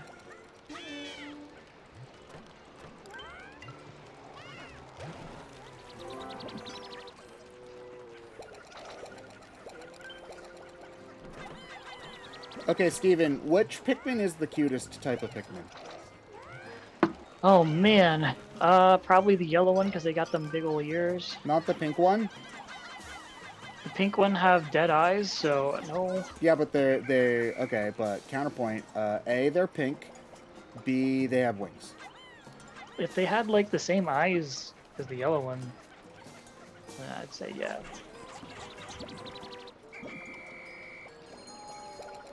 Ted, after the stream is done, are you planning to upload the thing that we did? Yeah, I will have to edit it though, because I haven't had time. Yeah. I meant to do that this morning, and then I overslept, so I couldn't do that. Yeah, me and him, we did a funny Pikmin-related charity room thing that I think you'll like.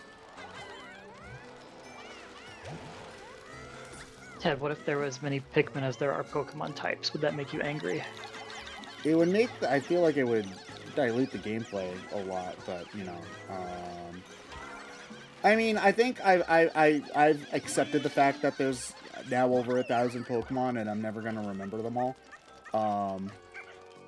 Like, that's just a fact of life now. Versus, like, that's actually a thing in Pikmin 4. In Pikmin 4, they have all of the Pikmin types in the game, but they don't really, like, use some of them a lot. Like, Wing Pikmin are in Pikmin 4. They don't really get a lot of use. They're just kind of there. Versus in Pikmin 3, Purple and White Pikmin aren't in the main story at all. They're only in the, like, the side nodes. Which I actually really liked because it allowed you to focus on the new Pikmin a lot.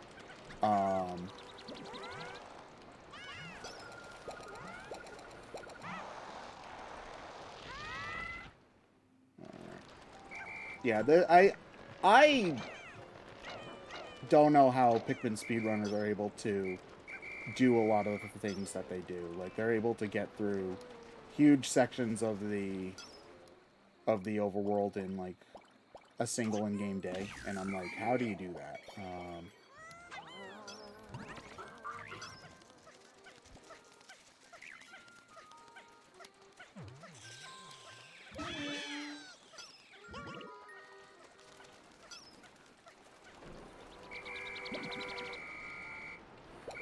How would you feel about a Pikmin game having multiplayer?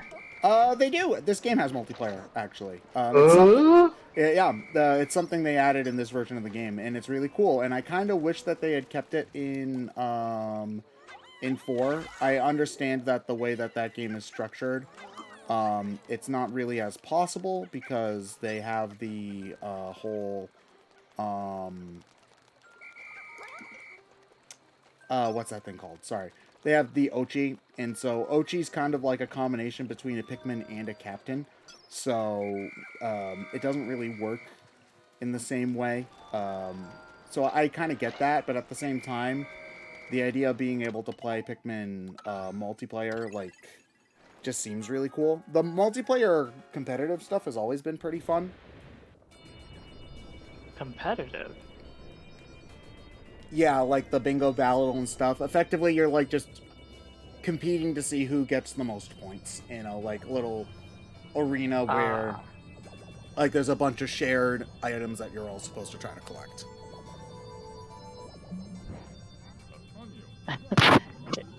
Nick, that was a genuine I didn't. It was a genuine confused sound. It was not trying to do Tim the Toolman. From Home Improvement? Yes.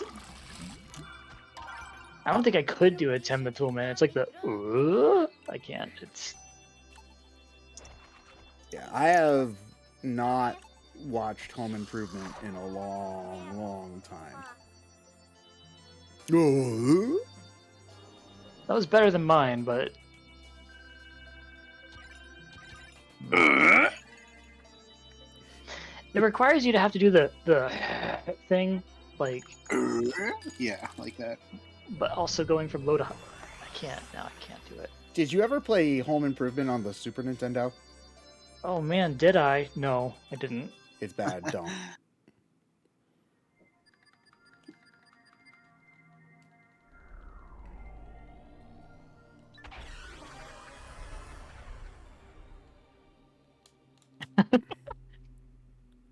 I Pingus, I'm not Pingus23 in chat. First of all, great name.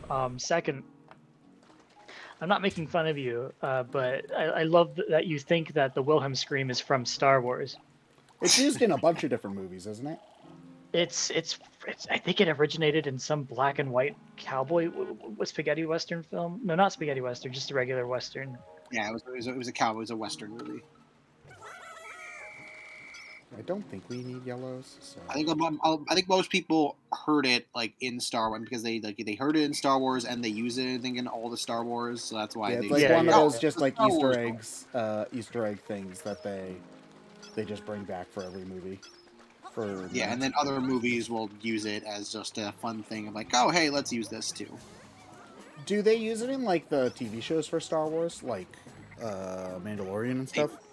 They might have. It was probably usually like a one-time thing, but I can't recall.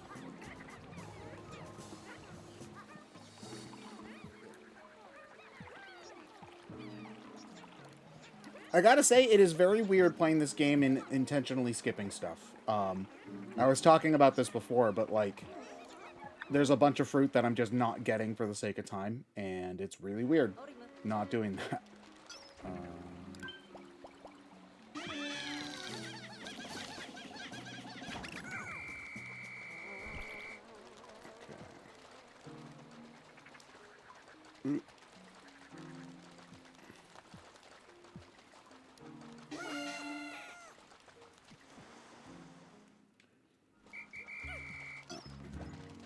Now that we got the shortcut, we can... I forgot that Pikmin 4 randomly will make it rainy in certain areas. That's a neat detail. Oh, I should probably get some spicy sprays.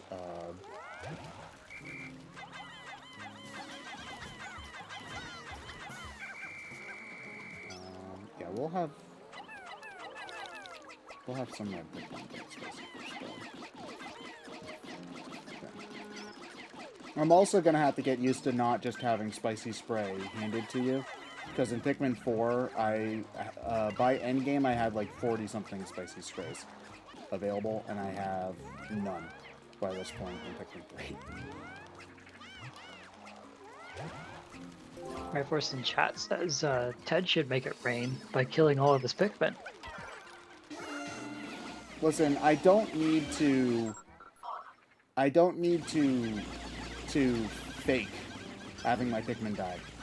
All right, they're gonna die. Don't worry. We're getting to the Meyerclops in the next area. There will be death. There will be Pikmin murder. But it's not gonna be on my hands. It's gonna be on Steven's. Yeah, I'm gonna drown them, just like the Chao in the Chao Garden.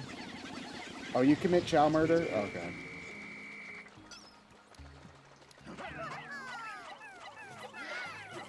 I always took great care of my Chao.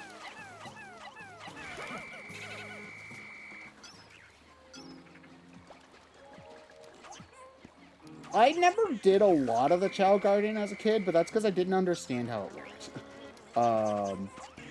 Like, there's so many weird hidden mechanics to how the Chao Garden works that I do not want to go that way. There's a lot of guys that way.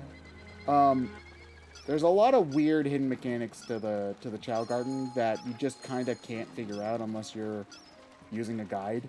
So I don't. Oh, damn it, you do need... Patience. Oh, fuck, you do need frickin', Yellow Pikmin? Yeah, I forgot. So we're gonna take back, like, 30 Pikmin. No, more like 20. And we're gonna go swap these with yellows.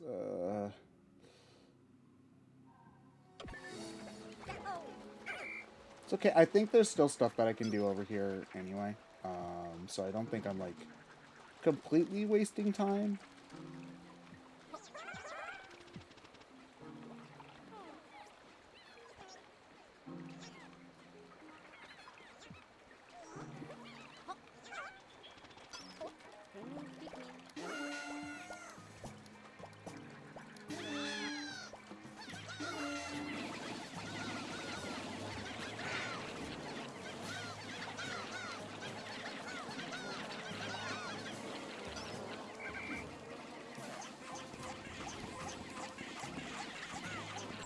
Yeah, Blue Dino, I didn't have enough patience for it.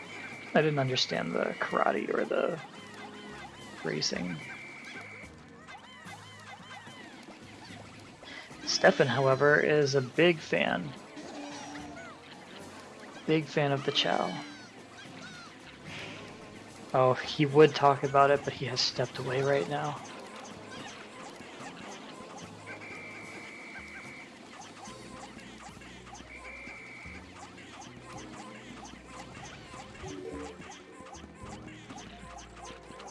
Can you guys die, please? Thank you. Those are tiny targets. Yeah. Jeez. I should be locking on, but I'm not because I'm stubborn. There we go. They're all dead. The way that they should be.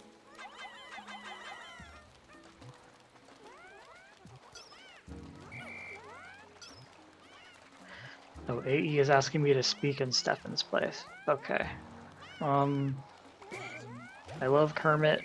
I love Digimon. Does Stefan like Digimon?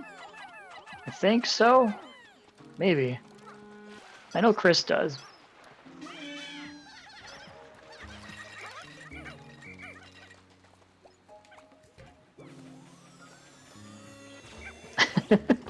Wow, it's like he's in the room. Yeah, have you guys ever heard about,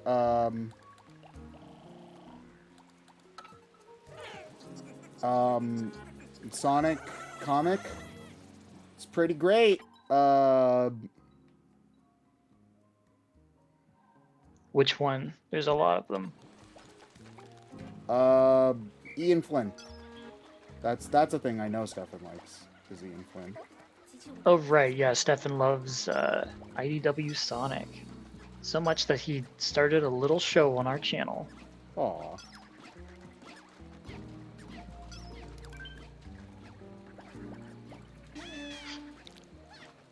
One of these days I'm gonna read it.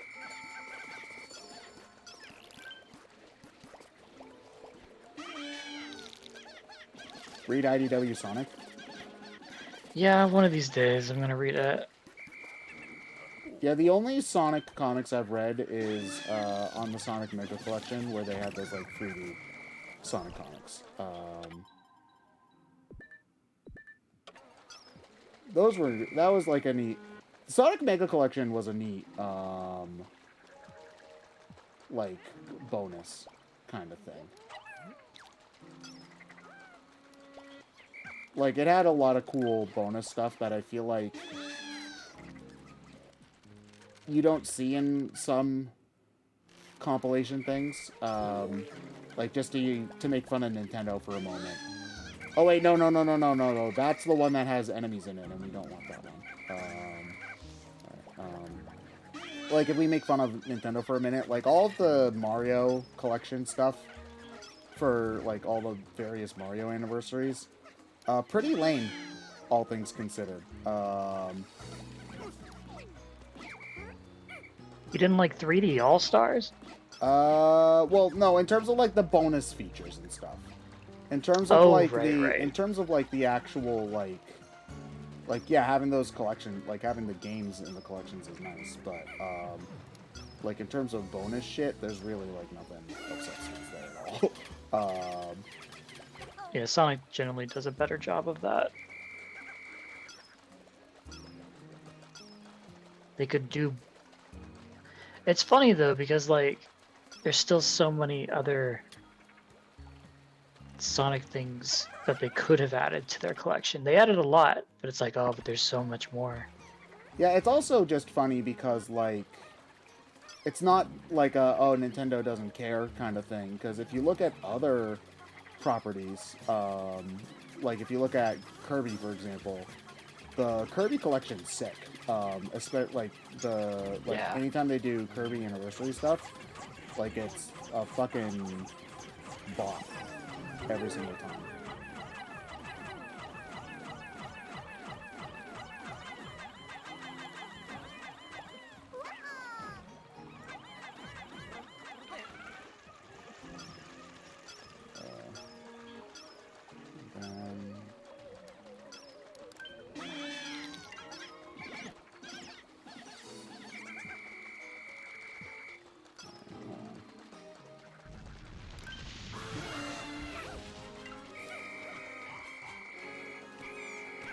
Oh, please don't, stop, please stop, deceased.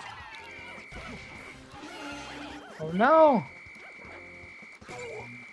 Oh, he ate Charlie, I've never seen him do that.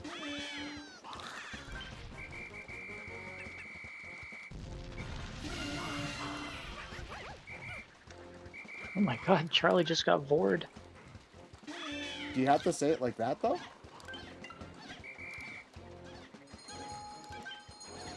No.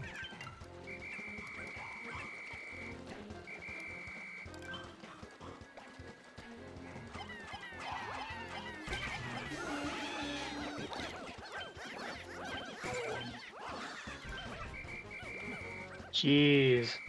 You lost quite a few to this guy. I lost 4, it looks like. Oh, really?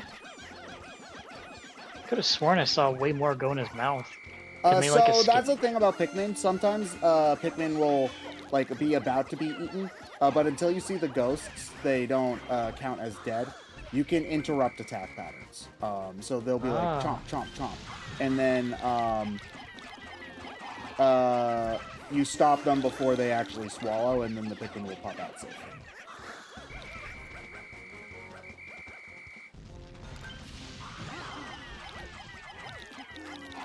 I have lost like at least 10 at this point though.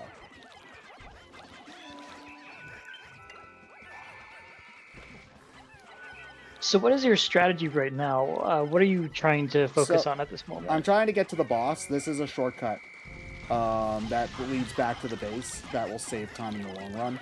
But you have to beat this guy in order for it to be safe. Otherwise, like, all your Pikmin will get eaten and die. Oh. So you see, now that we can get past here, we can push this box, and this leads back to the base.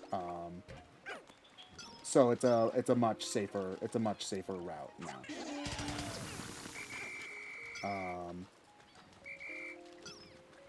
Why are there 20 Pikmin still like in danger? Oh shit! There's like a bunch over there.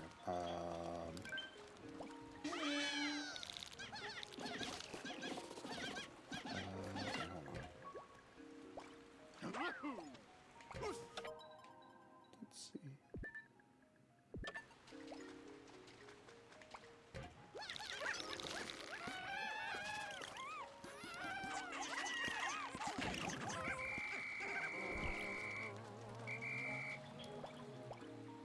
Okay, yeah, no, we're not gonna have time to do that.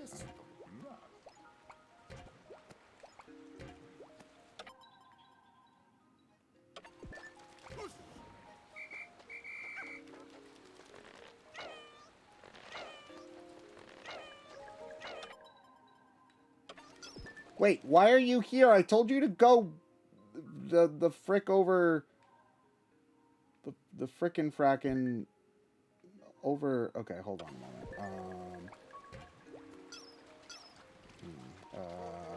Shit. Okay.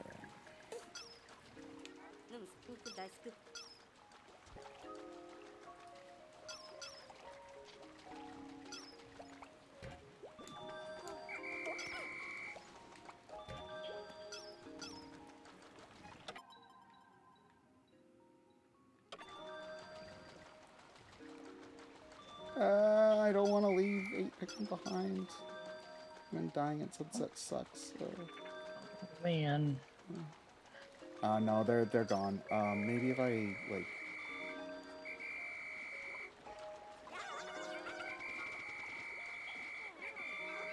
Oh, geez, you're cutting it close. No, they're gone. They're gone. Wait, no, maybe I got some of them. No, they're being left behind. Well, okay.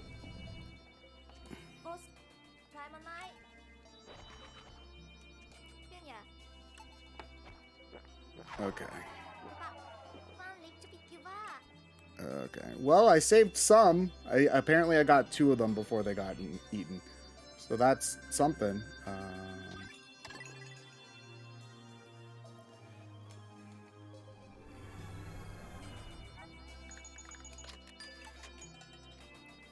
Yeah.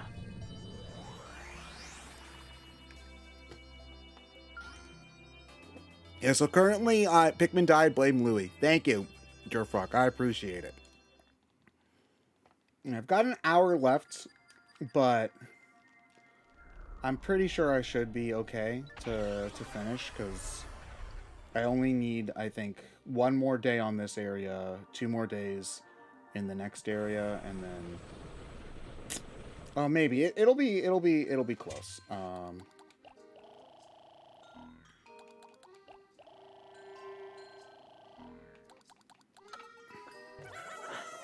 That other guy in chat asks, Ted, do you think there's a Pikmin heaven and hell? Yes. Louis is in Pikmin Hell.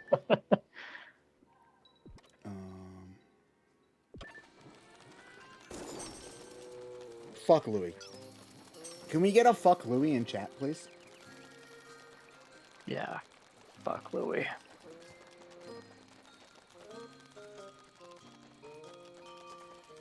Thank you, chat. Oh my gosh, chat is all my homies.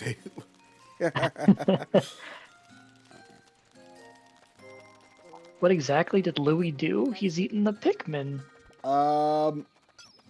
Yeah, he has to be reminded multiple times not to eat Pikmin.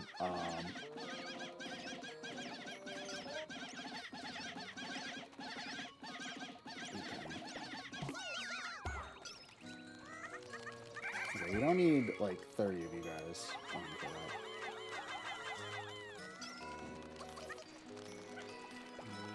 We'll send Brittany back to the onion to pick up Pikmin before we...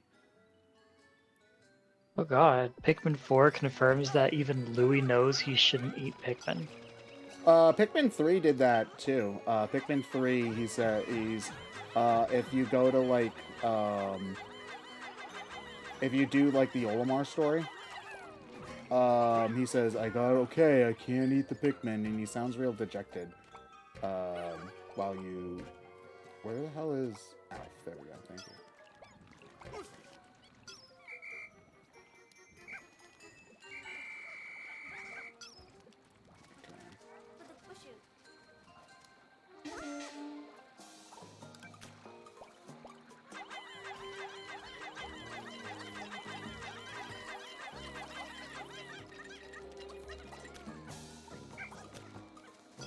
Okay.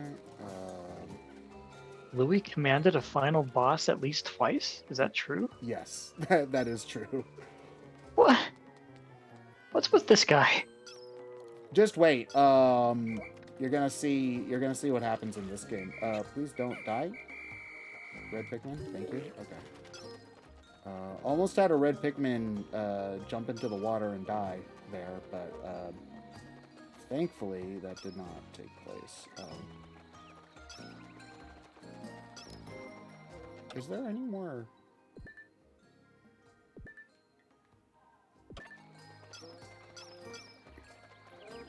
Okay, we can't... Wait, can we go to the next area? Is this done? Okay, we can. Good. Alright.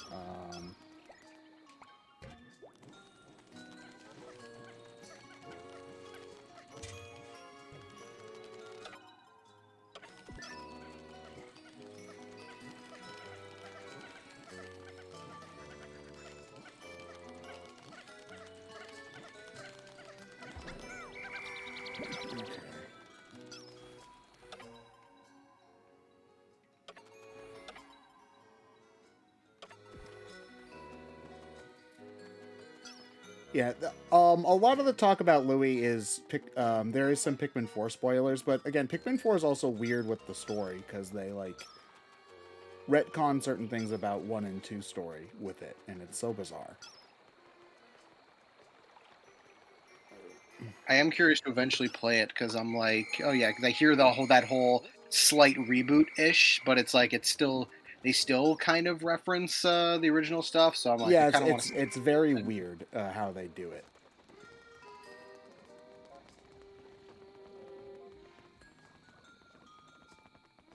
Okay. All right, I'm used to having like 100 pinks for this fight, so this is going to be different with like 40, but we'll see. This is probably my favorite boss fight in the game. I just think this one's fun. Oh, but I don't have the dodge whistle. I'm used to having the dodge whistle for it. I just realized we just have an hour left. Damn. Yeah, no, the last areas are fairly short, thankfully. And how many have you lost so far? Like 20, about. Oh. Not bad. So, Santiago says 30. Bees!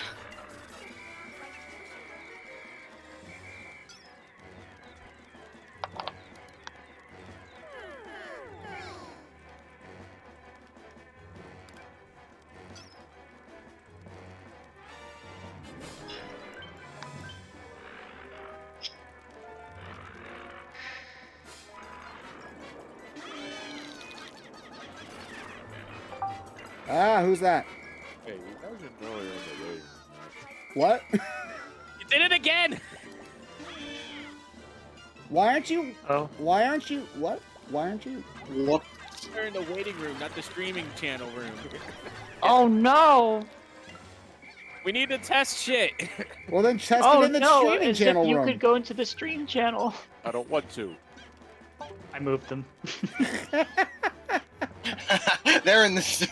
I was about to move all of us into the stream. I was about to move all of us. This into is the funnier stream though. We should Okay. keep doing it like this. Sucker.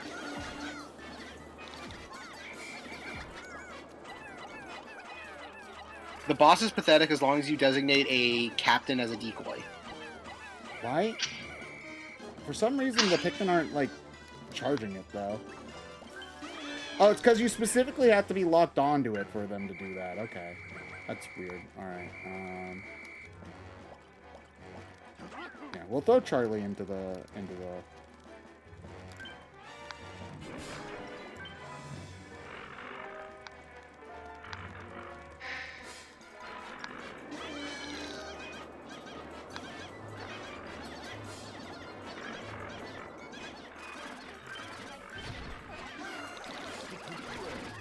Is this a regular enemy or is this considered a boss? This is a boss. The boss music's Okay. playing. Because I you're can't listening hear. through stream, you can't hear. But yes, this is considered a boss. Gotcha. He's also acting really weird. He's like not doing his attacks. He's just kind of sitting here. Hmm.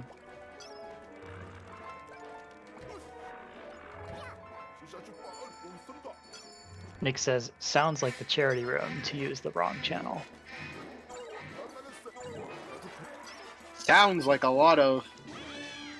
Nick, be nice to us.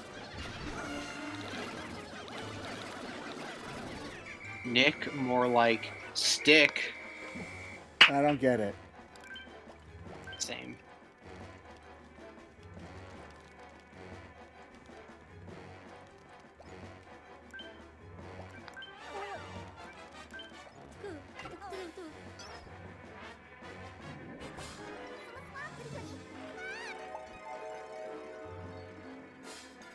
Oh yeah, you're right. It goes for the active captain and not for anything else. So no Pikmin can die here. the realistic horse meme. I'm so hungry I can. Oh. It's like it's the me because it's like I'm so hungry, and it's the horse, and then it becomes a realistic horse. It's like, how hungry are you?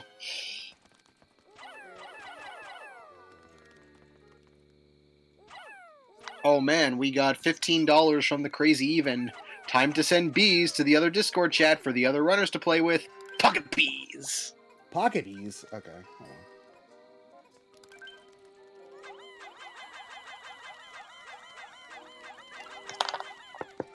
So you can carry each individual bee for Pikmin, but it takes forever, and so we're just gonna get the big one. All right, and then we're gonna go here to the onion and take a load off for a little bit, get some stretching going, you know. A healthy donation of bees ought to save this charity. If you have any bees, please send it to 1800 Johnny's House Lane in whatever city Johnny lives in near Philly. Zip code 80085.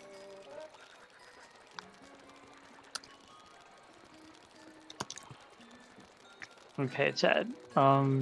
Which Pikmin is the best kisser? And you can't say the blue one. I can't say the blue one.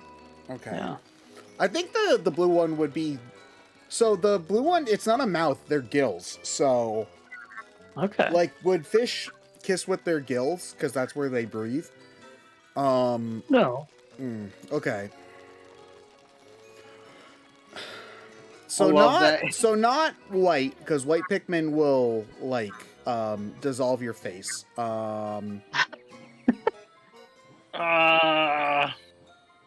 Sorry, I'm thinking about this. The nose would get in the way for the blue ones. For the red ones. Ice Pikmin are too cold. Crazy even says the yellow one because they give you a little spark. Zap you a little bit. I'm gonna go with rock. No, rock Pikmin are too hard. God, this is a hard choice. Probably purple Pikmin, actually. Why the purple ones? I think they would be the best. It's more like a lack of other options than they would specifically be good at it kind of deal, you know. All right. Okay, so yeah, we'll end the day there. So I thought about flying Pikmin, but I think I agree with Steven. I think the eyes would freak me out. Like, then again, how often are you, like, you're not supposed to kiss with your eyes open, and they're always just going to be, like, staring at you the whole time. Yeah. Okay, so which of the humanoid-ish characters would be the best kisser? Brittany. I mean, what? What?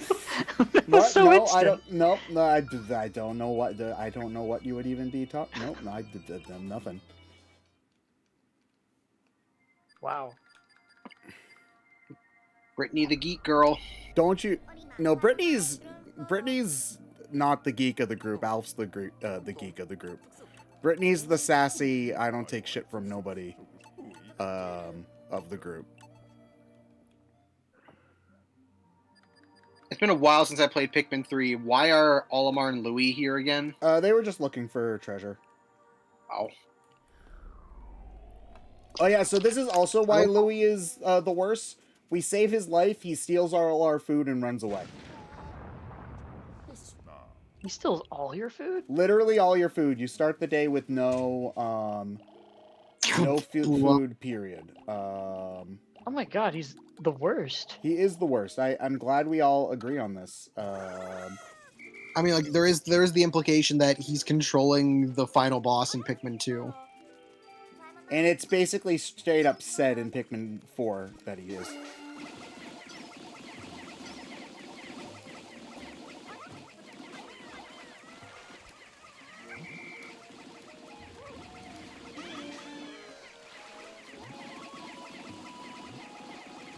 And he never apologizes. That's also true.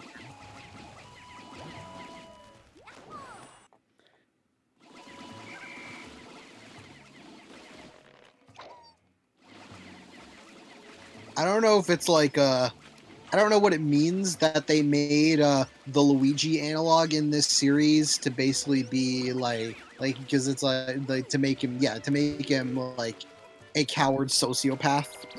Well, they definitely started leaning into it more in like Pikmin 3, and then they just went hog wild with it in 4.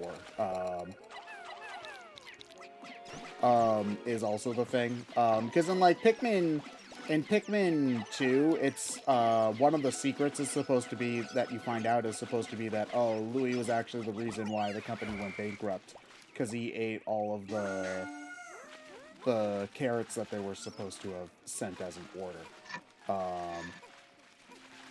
Yeah, like in Pikmin 2, it's more so like him. And then and then it's just like, and like if you read the like the log entries and whatnot, it's just like, was he not actually unconscious during the final fight and stuff like that? Like, it's more supposed to be like oh, what's going on kind of thing.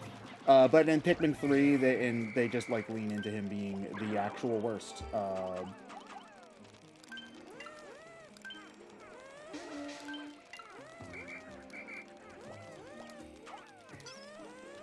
We got $5 from Barry B. Benson. How dare you destroy all my brothers and sisters? They didn't do anything to you. Killed Pikmin, so they reproduce faster than rabbits. Putting to Amy since her last name is Rose. That is a reason to vote for Amy. Oh, because he's a bee and he likes flowers.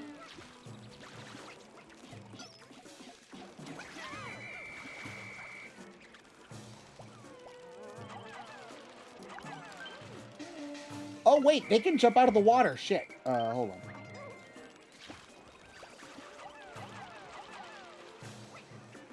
Oh, yeah, I also have to find food today or I die. Because since Louis stole all our food, if we don't get at least one piece of fruit today, we do, in fact, die.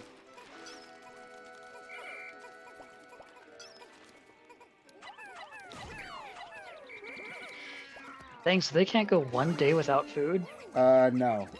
Because the whole reason why they're here is because their planet's starving. Maybe their planet's starving is because they can't go one day without food. Yeah, that's actually the lore. Is that they're such picky eaters that they won't eat anything but fruit. And then they ate all the food on their planet and are starving. It is absolutely their fault. It is acknowledged in game. Okay. So now I don't instantly die, which is good. I think there's a funny thing that's like in the first Pikmin, the world is treated as this harsh, deadly environment that you got to struggle to survive, and then it becomes a thing of like, oh yeah, everyone just kind of just goes and visits on their days off in order to get some supplies and treasure.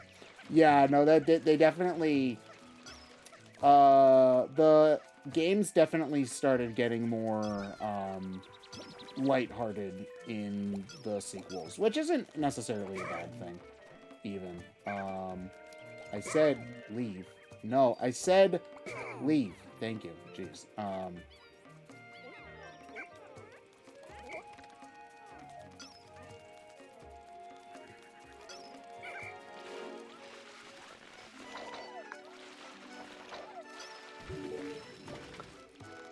That's right. I heard Olimar has a wife and kids.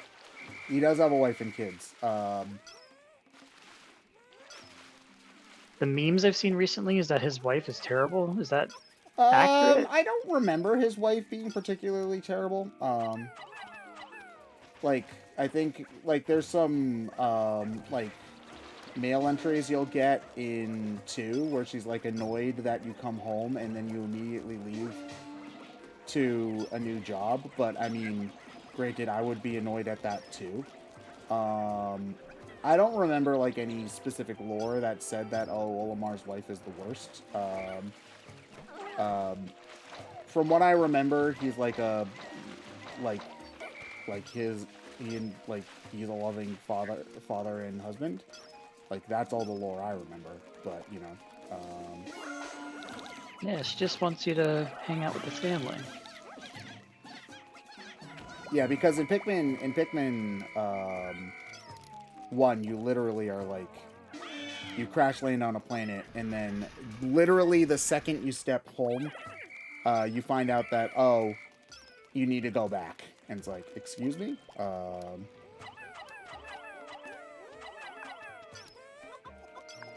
Does that just lead to... Yeah, that just leads to... Well, I should probably get that. I was gonna say, oh, that just leads to a fruit, but then I remembered, if it takes me more than, 1 in-game day to go to to beat the boss, then I will, die. So I should probably get that.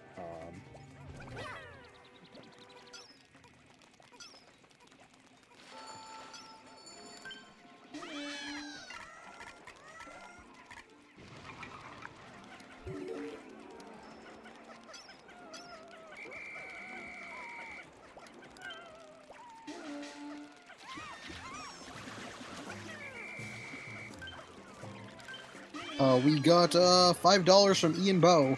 Pikmin as a series is just a fun sit down and get immersed experience. I haven't finished 4, but surely no one would detail stuff about the final boss this stream. Lol. Jokes aside, the run has been very fun. Favorite Piklopedia in the series. For all its faults, Hey Pikmin's Piklopedia is very good. I've never looked at Hey Pikmin's Piklopedia, so I cannot tell you. Fake Pikmin fan over here. Listen. Do you like any of the Piklopedias? I mean, they're all good. I would say probably Pikmin 4 is the best because it's got the most stuff in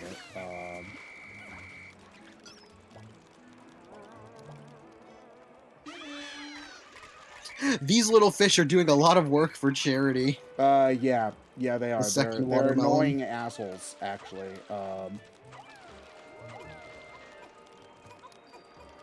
Ardo Muse says, thanks to Hey Pikmin, we know Olimar is canonically a trans ally.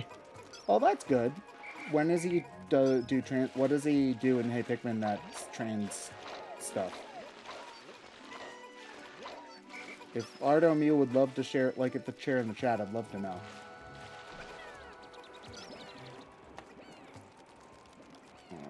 Alright, and then I can do that.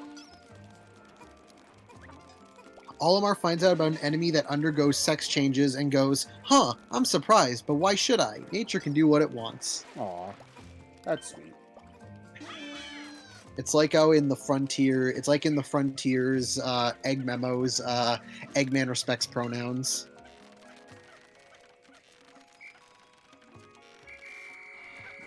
Okay, I don't need that fruit.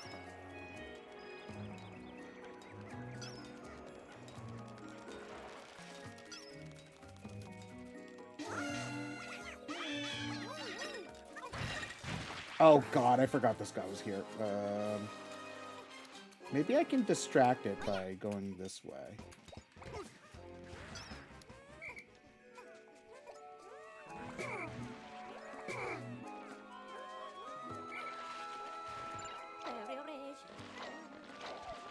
I had a funny idea of just Pikmin, but instead you fight the Splatoon enemies and you fight the Pikmin enemies in Splatoon. That would be interesting. I'm fighting the flyfish, and you got to throw the Pikmin into the holes, and then they destroy them from the inside. Oh, geez, yeah. Okay,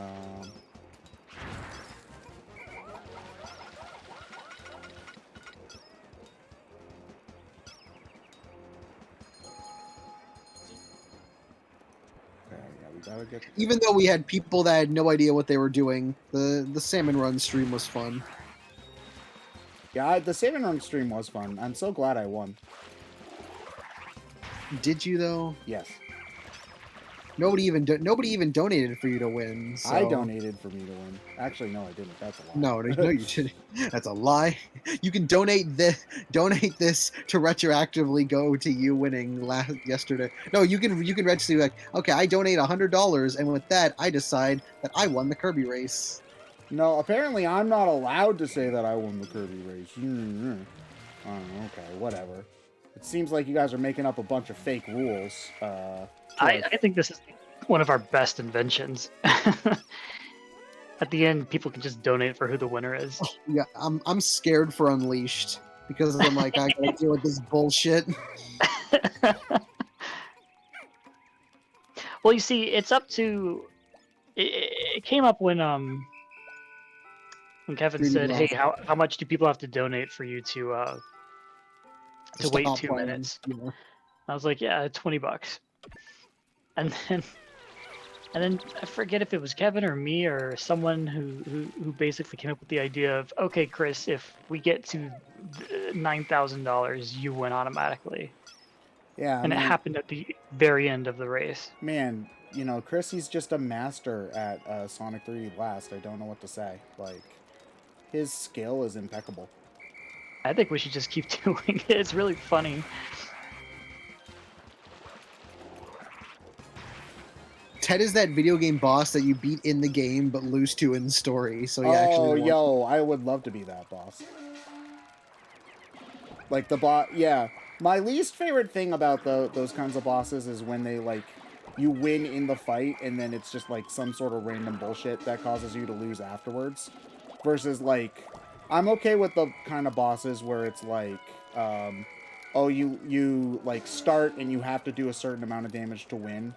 But then, oh, you'll just, like, they'll go into, like, a super move or something, and then you stop being able to beat them in, like, the story. You know, like, does that, like, in the fight, does that make sense? Yeah, like, I think of something like... Super Metroid is a good example. Like, you actually do have to beat Mother Brain in order to win. Like, you have to do a certain amount of damage to her in order to actually finish the fight, but you still will have... yeah, we really can't do much more in this stuff. Like, you have to do a certain amount, but then she stops and does an attack, and, like, there's a reason for you to lose versus, like, a lot of RPGs, you'll fight the boss. You'll, like, do a bunch of damage, the boss dies, you do the victory screen, you get all your items, and then like suddenly in a cutscene he'll be like, "Hurrah!" and then you just don't win anymore. It's like, okay.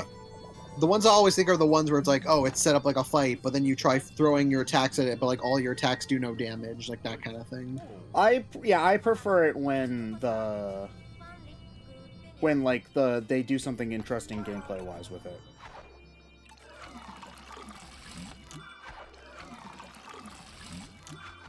Oh yeah, chat brings up the time where Steven definitely won in the race versus space. Race through the space. That's right. I did at the last moment.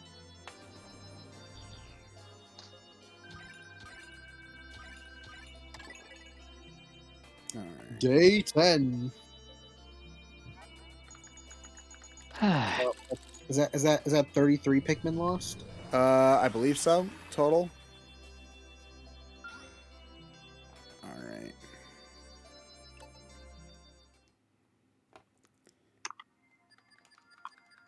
Okay. Yeah, this day should be pretty short. Because I just have to finish one last thing and then do the boss fight. And then after that, it's just the final areas. So I think we should end basically right on time. I like the way Pingus in chat thinks. Okay, hear me out. A Pikmin game that's in vein of Shadow of Colossus, but it's just Pikmin attacking children. They kind of do something like that with the final boss in Pikmin 4. Not a child, but Also, don't go more just because some people were worrying about spoilers. yeah, So. but I'm just saying, like, they did something with the final boss in Pikmin 4 that I wanted them to try to do for a while, and I'm glad that they did it. Right.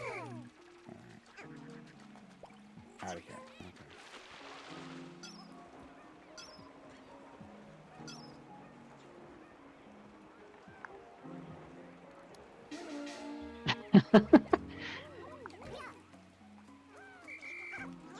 Fight Miyamoto. That's when Pikmin gets all meta.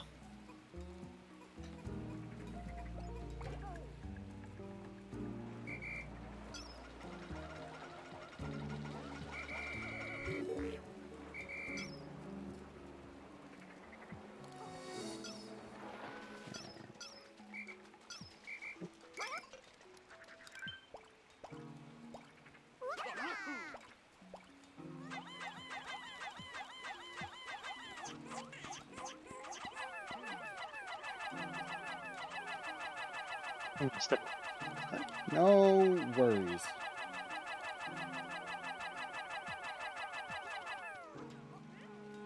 Where? Thank you.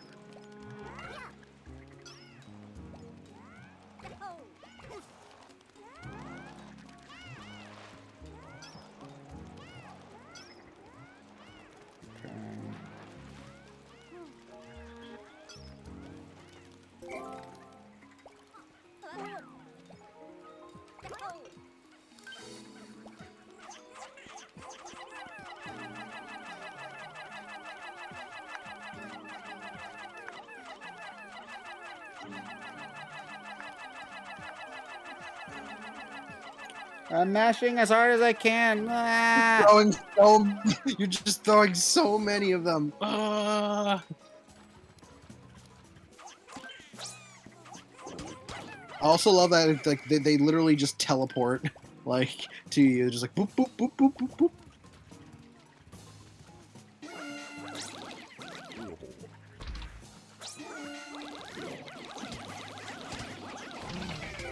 There we go. Okay. It's a big crab.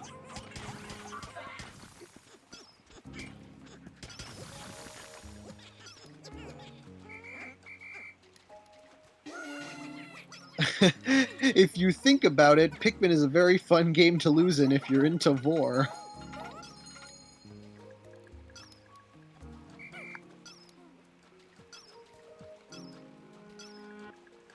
All right, they're over here. I forgot. Okay.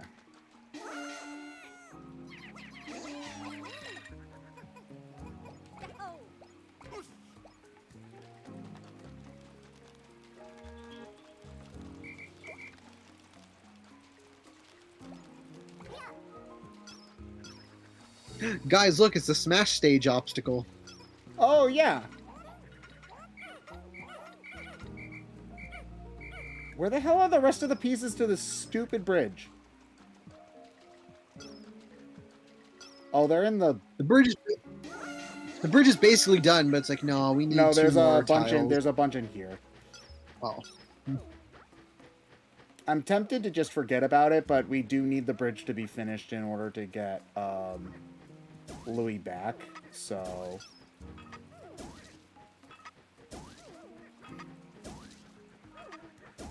Mining for bridge coin. Dandori issue, I know. I could have done this way more efficiently.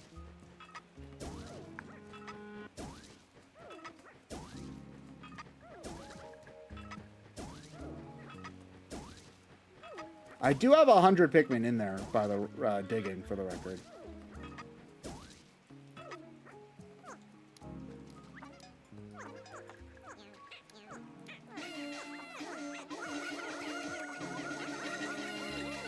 Thank you. Okay.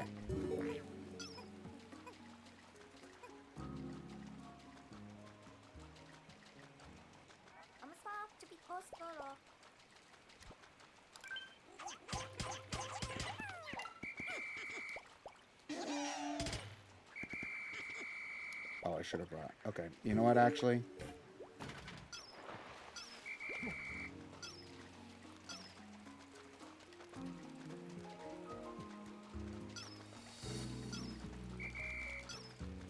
We need more rocks. I forgot about that.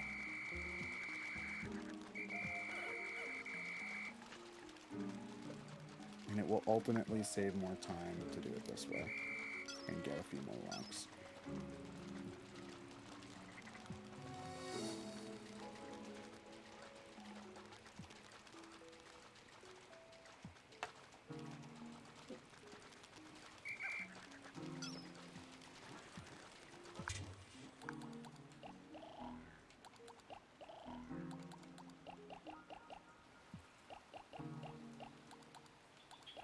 The ground poopin' bridge.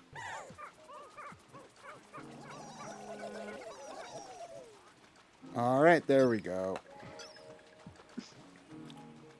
Did we read Inbo's donation? Yes. Okay. Just making sure. Okay. Stefan, did you read mining for bridge coin in chat? I did. Yeah, Ted did.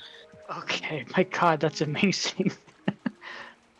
Yeah, it only took all the electricity on the Pikmin planet combined.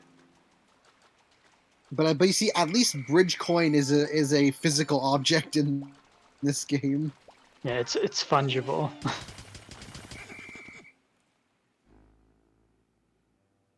I forgot the onion gets psychedelic in this game.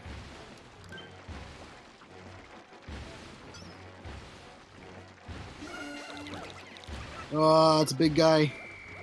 Yeah, this is the boss that I expect to take among the most Pikmin deaths. He's got horse hooves.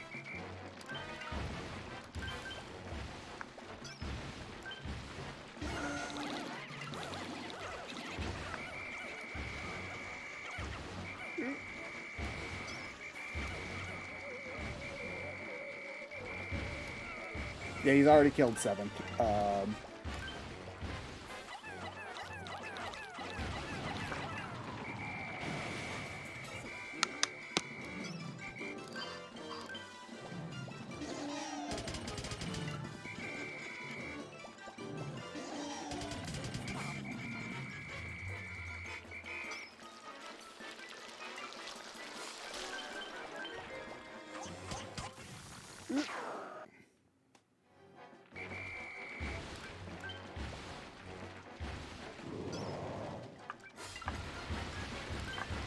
Please stop. Thank you.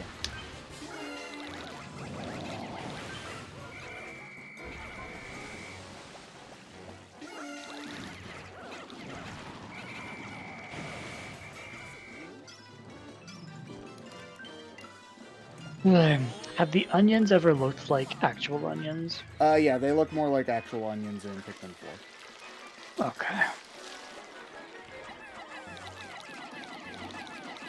Oh my god.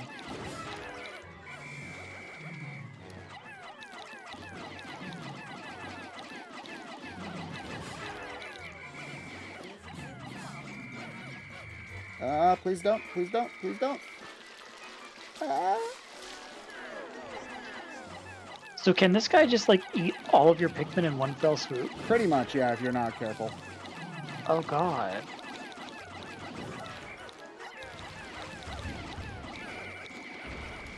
He also can, like, squish a whole bunch of them, and since he's in the mud, he makes a bunch of water, which can kill non-blues.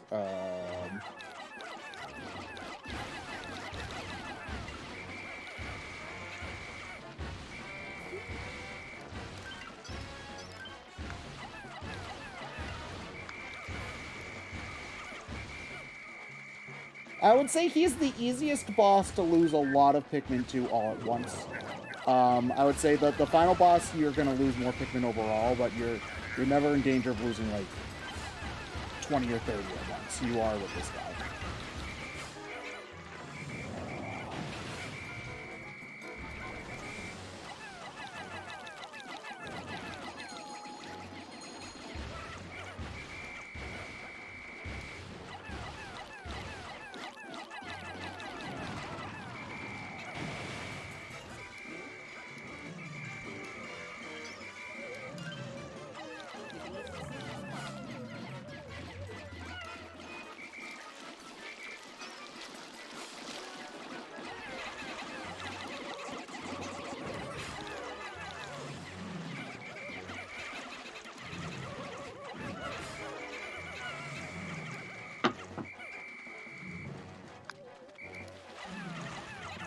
Use Olimar's final smash. But wait, you're not playing as Olimar. No, no. Whoa! Oh, there's like a tiny lip of water on the edge that I'm trying to walk onto, I think is what's causing. Oh, whoa! No, no, no, no, no, no, no, no, no, no, no, no, no, no, no, no! Oh jeez, that was painful. Oh. Okay. God.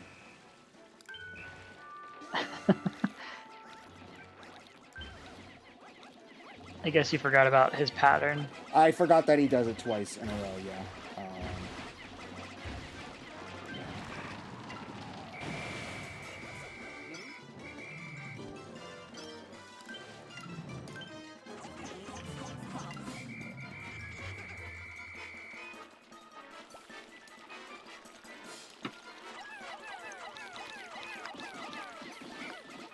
Oh yeah, Alpha's in Smash. I keep forgetting that he's in Smash.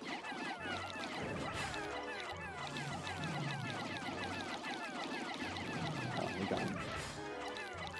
I'm probably gonna have to reload the stage to get Louis back in time, but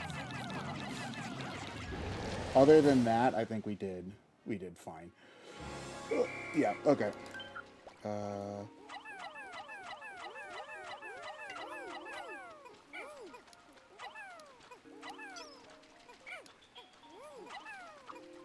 Okay.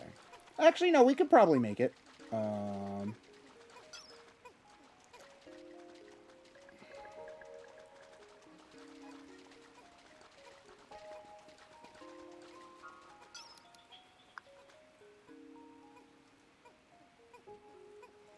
Although, if we run out of time, we will just leave his unconscious body lying on the ground, helpless. Overnight. Yeah. Which, you know, a little suspect, not gonna lie. But yeah, no, this will be fine.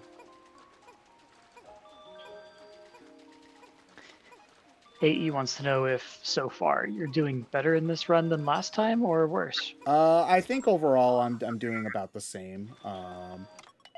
Let's see. And, yes. Okay. Okay. Yeah, because right now, hold on. Let's see. We're gonna skip this. Although now we have to feed Louie too, which sucks. Let's see. Yeah, total deaths is at 54. I forget how much I had to do last year, but I think I'm on pace to do about the same, depending on how well I do in the final area. I think you did at least 100, right? At least 100, yes. We're also Yes. getting a slight echo. I'm not sure from who. I think Let me it's coming from Stefan's headphones. Yeah, that's probably mine. Let me fix that. Okay, yeah. But yeah, no, we should actually, I'm expecting it to take a day and a half to finish this last area, so we should have, like, we should literally have just enough time. We might have to, like, skip some of the credits or whatever for Kara to start on time, but other than that, we should be good.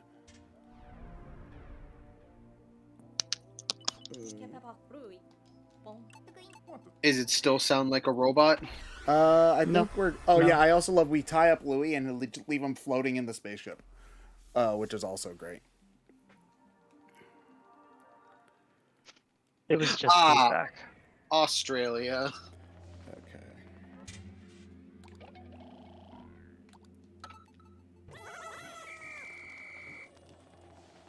I think if you have all 5 types of Pikmin out, they sing a song.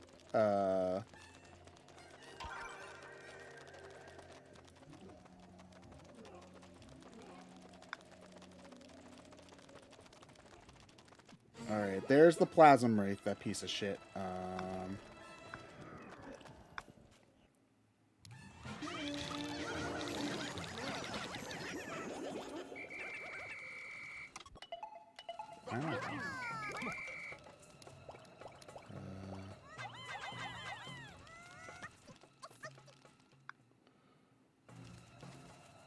All right, so this is the most stressful area of the game, because as you have to get Olimar to the end while being chased by that thing, which that's fun. And there's a lot of puzzles. This area is really, really cool. I think this is the best, like, final challenge area that they have in the series by a good bit. I'm used to... Okay.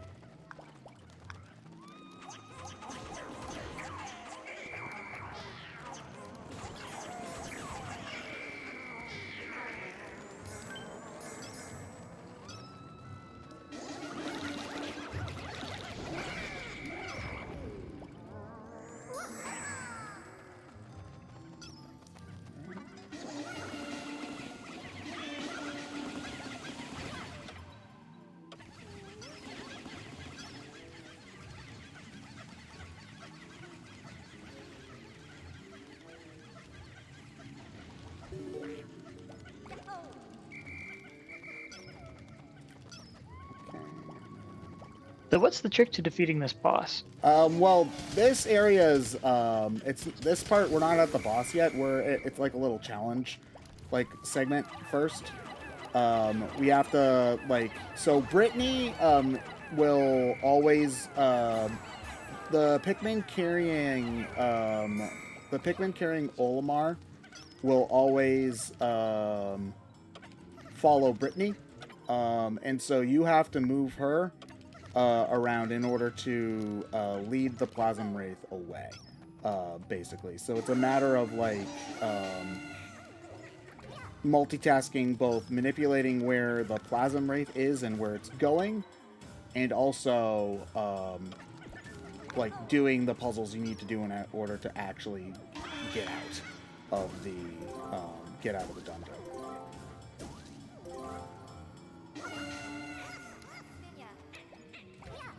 Yeah, like here, I want to lead him around in circles while the other guys do their thing. Okay.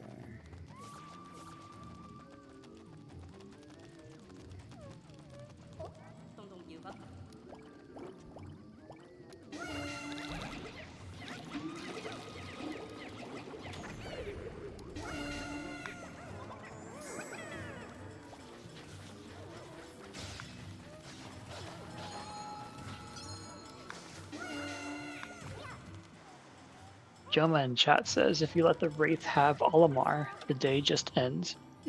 So when the Wraith catches Olimar, you enter like a little cutscene where like he'll keep on he'll like turn gold, and you have to like get Olimar back while the Wraith goes back towards the exit, trying to get him basically. So if he gets all the way to the exit, then yes, the day just ends because Olimar is recaptured.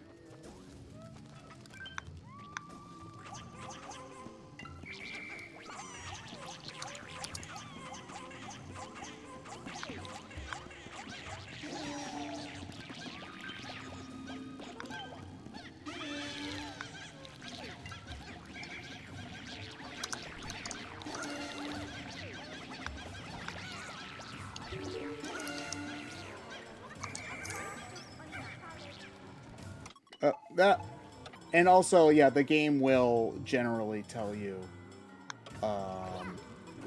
that, Olimar's in danger, we need to take him somewhere else. Too, which is good. Where do we take you? I don't know, go fucking that way.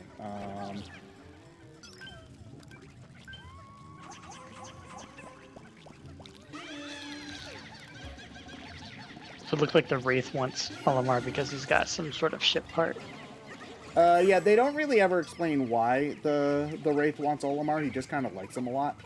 Oh. It's implied that the Wraith has something to do with why everybody keeps crash landing, though.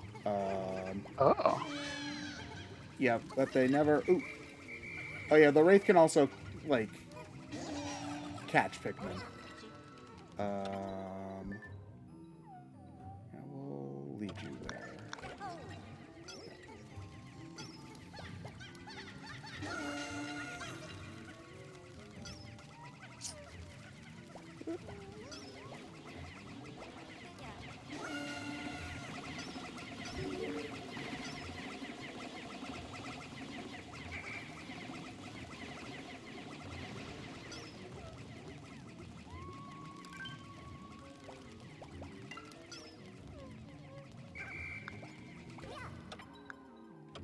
Oh, God.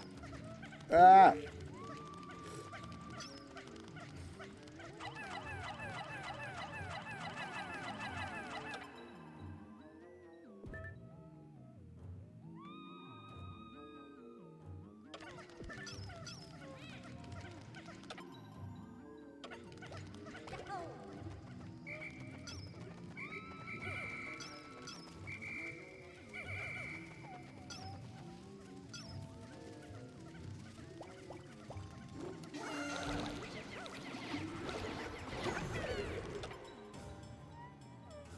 Yeah, it's not too bad once you learn that you can just kind of lure him around in circles.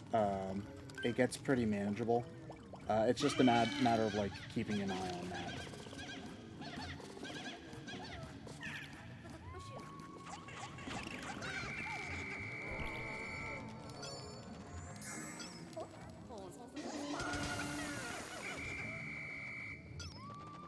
And I think this is the shortcut back to the... Yeah, here we are. Okay.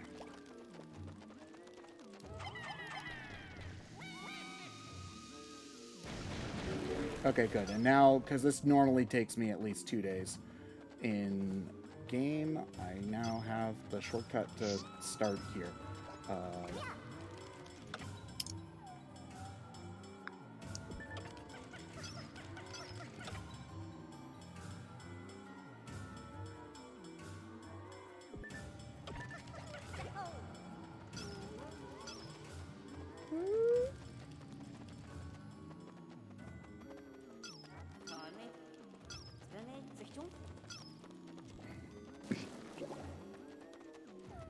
Dingman in chat says, the music in this game is very good about communicating to the player what is currently happening.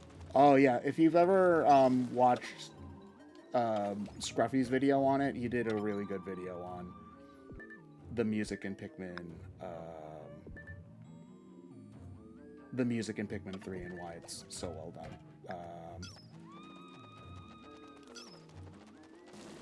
I'd say that's actually one area where Pikmin 3 is just generally better than Pikmin 4 is. I think the soundtrack is much better in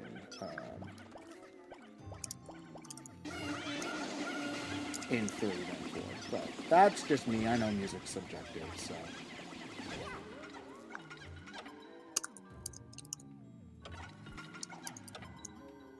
What the fuck's Olimar? What's taking him so long?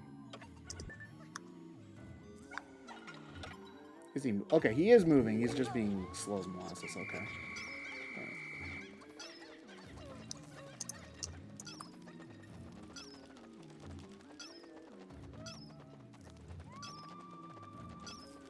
Where's the...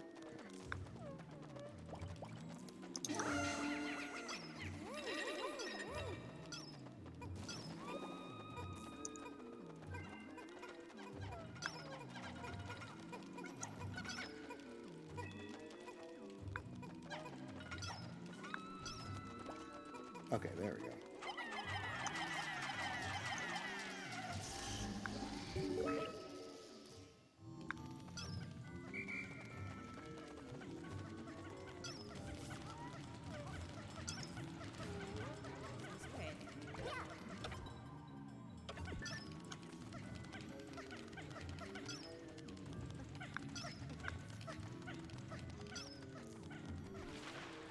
I think there's also a spot you can stand where he just, like, isn't able to get you at all, but I forget where that is.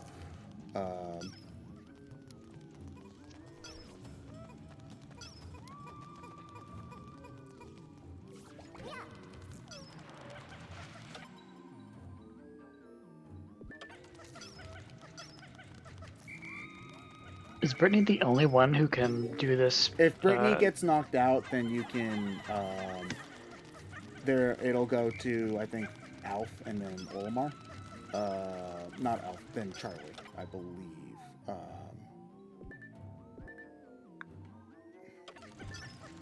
It's Brittany, bitch. Boo-doo-doo.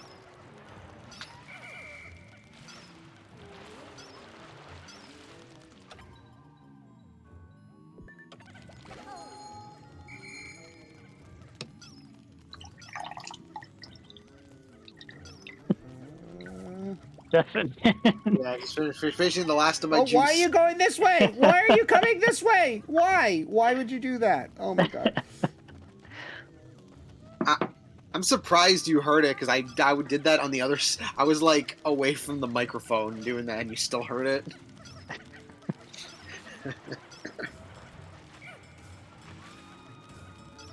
I was eating fried chicken earlier. Yummy. Time to fry up some more. It was leftover KFC.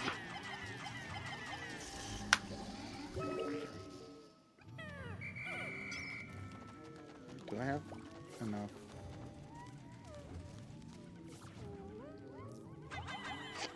Is leftover fried chicken any good? If you reheat it Yeah. the right way, yeah. Yeah, that's alright. The P race next year.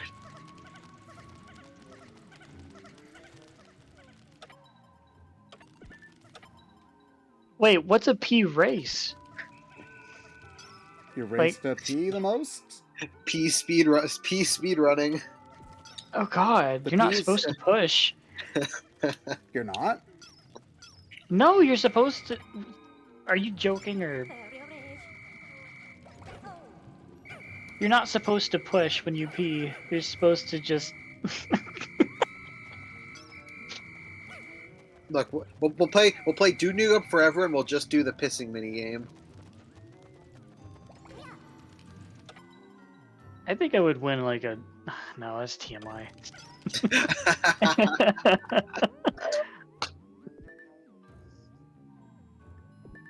Where the hell's the last fucking thing? Yeah, this part of the game I'm always having trouble with. Yeah, I think... Yeah, We had the milking game and 1-2 switch. I'm surprised. Well, no, that's something that you need like a group of people for. We can all do when we all get together. We can all do everybody. We can all do everybody's 1-2 switch and feel miserable. Okay, so since Brittany's not going to be doing anything important for the rest of this, I'm going to just lead, and we're not finishing this area in one day anyway. We're just going to lead Brittany backwards. Okay, here we go.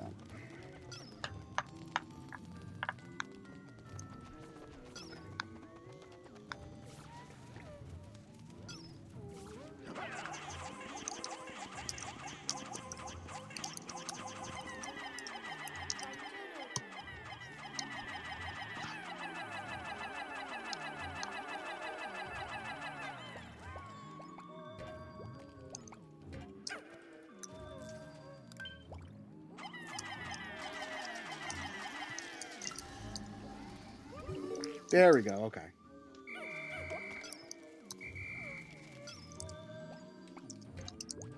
Alright. Real life Yakuza pissing minigame challenge? There was a pissing minigame challenge? Listen, we need Chris or Kevin for that. Right. Oh, well, Nick says there was. Oh, urinal games, huh? Okay.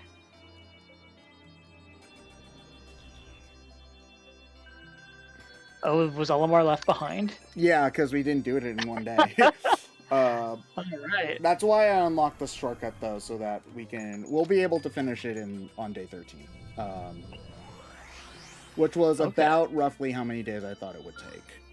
How much more time do you think it'll take? Maybe 10 minutes. Okay. So I thought we would, yeah. I'll let them know that we have Yeah. maybe 10 minutes left. Yeah.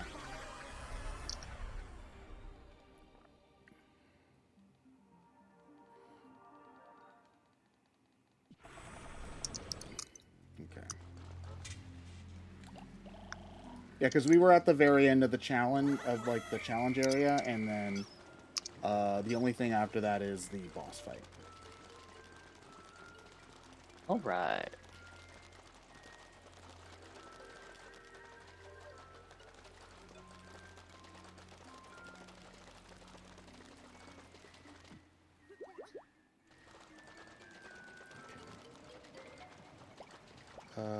I think we need rock.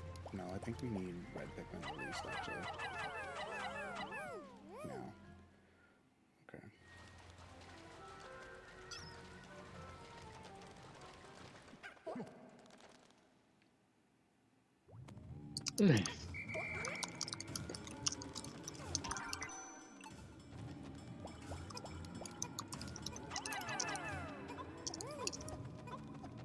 Okay.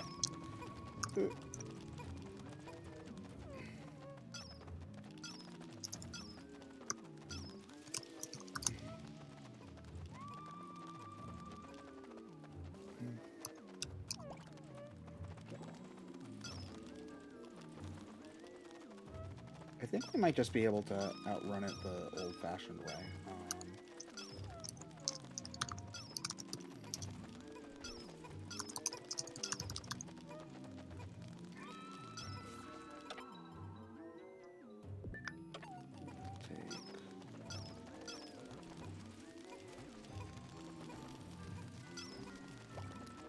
What you typing there, Stefan? Yeah, Stefan. The info, the what do you call it? What do you call it? The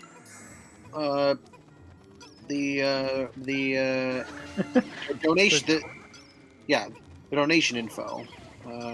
Like putting together all, making sure all of the raffle names and such are all collected. Oh, right. We're taking good care of you guys, making sure that everyone's getting entered into our raffles. I triple check everything because I'm always like, wait a minute. And then I do it and I'm like, wait, let me do that again. Wait. Yeah, I check too much. Yeah, because I want to be fair. Like if somebody put in like, especially when it's like, since I'm doing the whole like, oh, if you donate like $10 and you put into the daily raffle, I give you 2 spots, and then if you're of course doing more, I'm like calculating that all correctly. So I'm making sure everybody's numbers are correct and everybody like every name is exactly in there. So it's like I'm thorough. I'm giving everyone the fair shot. Whew. Okay, here we are. Final boss time. Oh, woo! Oh god, why does it look like that? Why do you look like you? Don't be rude. That's fair, I guess.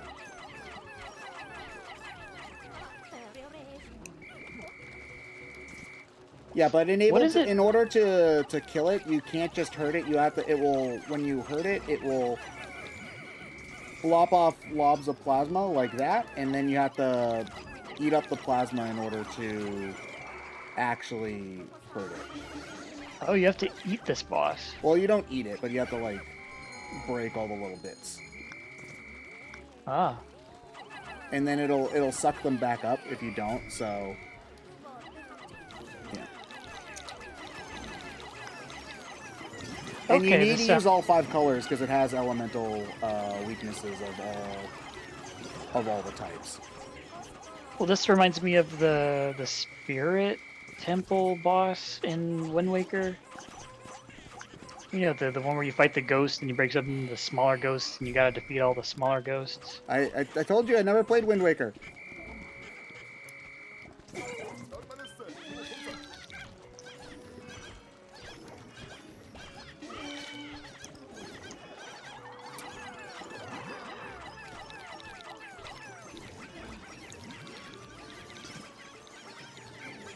Can't believe Nintendo would be lazy and just reuse bosses like this. The music for this boss fight's also a bop. Is that what the kids are still calling it?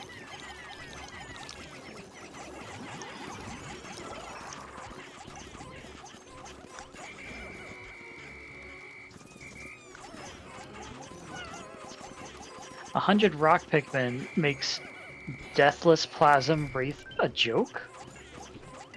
Listen, I'm not about, yeah, but it takes forever, because you have, you can only, eventually it'll start doing certain elemental attacks, and you can only, with Rock Pikmin, you can only do the, like here, actually, we're starting to see them now. Like, you can only break the crystal one with the Rock Pikmin, so you have to wait for for it to just be like crystal attacks. It takes forever. So we're doing it the intended strategy here. Oh.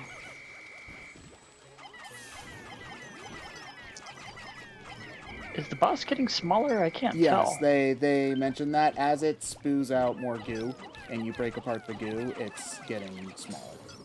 Okay. At the very beginning, when we went into the, like when it had Olimar at first, it was tiny.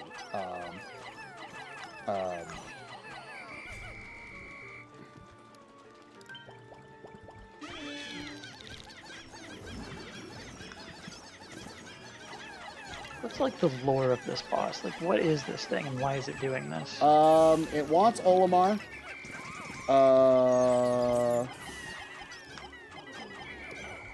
That's all we really know. Oh, okay. Well, how come it was translucent earlier, but now it's gold? Well, because we escaped with Olimar, and my theory is that it's just pissed now, so it wants to, like, it's now actually trying to fight back, as opposed to, like, it was happy to just, like, try to get Olimar back, but now that we're close to the ship and we actually can, threatening to take it from him for real, it's, like, actually trying to fight back. Okay, so earlier you said it's pissed now. I thought you said it's piss now. Well, it is also pissed now. Oh no, they got eaten! Yeah, I've already lost 20 Pikmin.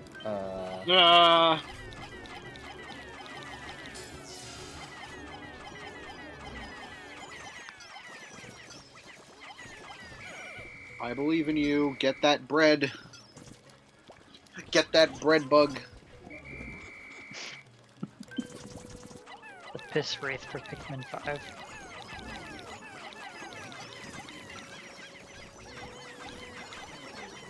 Oh shit, thank you for the raid, Vanilla the Rabbit. Thank you. Thank you. You just got here in time for the piss wraith. Piss wraith.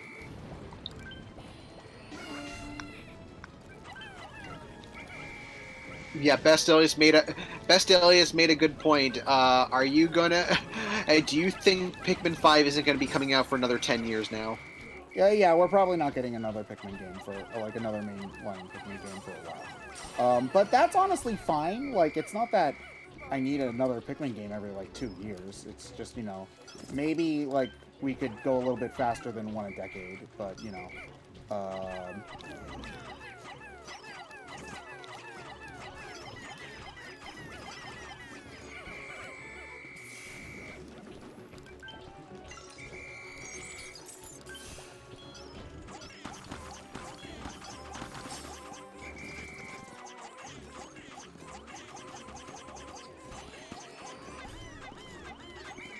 Cube!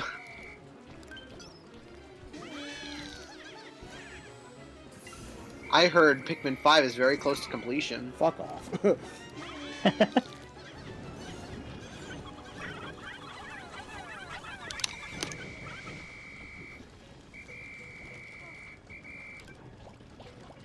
Pikmin sleep. Okay. I'm listening. I have not played Pokemon Sleep yet. What do you do? Don't say sleep. You get a Snorlax, and you feed him. And the way you feed him is you get ingredients from Pokemon who sleep near you while you are sleeping. And what makes more Pokemon come and sleep is by how much you feed Snorlax. So it's kind of like a big loop. So you're saying they see you when you're sleeping and they know when you're awake? They're not Santa Claus. You're telling me there's no Delibird in Pokemon No Sleep? Delibird. Yeah. You could have gone for the obvious joke, so you sleep with Pokemon? That's fucked up. Well, I feel like if somebody has like a huge selection of Pokemon plushes like in their bedroom, it's like, yeah, they sleep with Pokemon.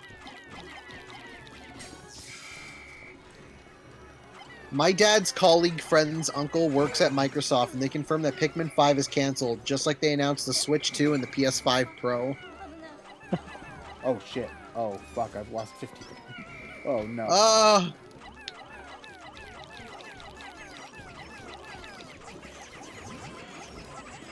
Chimbus, yes!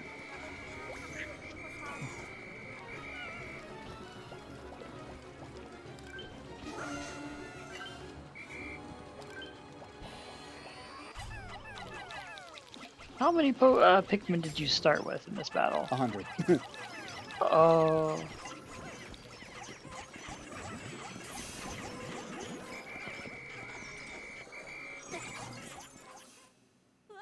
Oh, Elf's dead.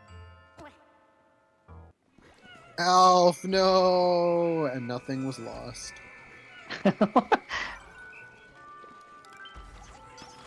You be nice to Alf.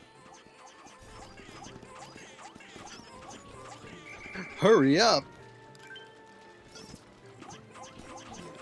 Rest in peace, Alf.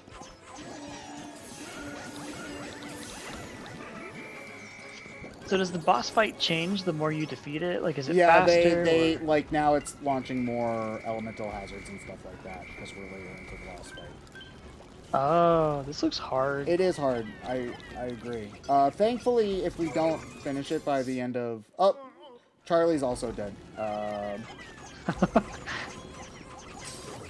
The game remembers how much health bosses have. So,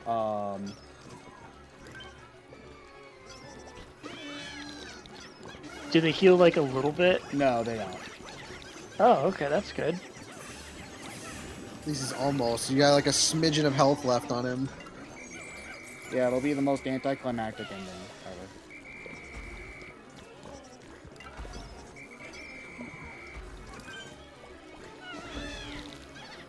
He's got like a whole lord of tesseracts just around him, just being like, I will.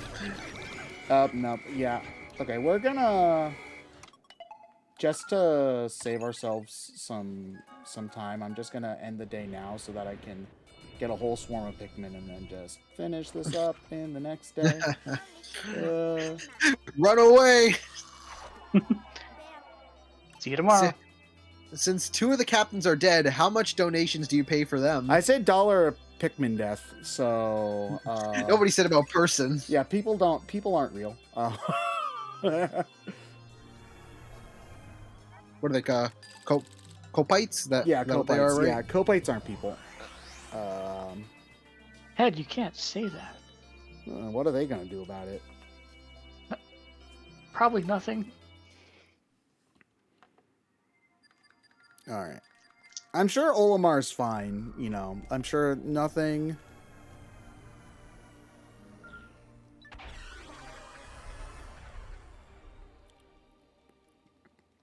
All right. Yeah, so once we get the final screen, I'm going to be cutting the stream so that we can have Caro start up right away. Yeah.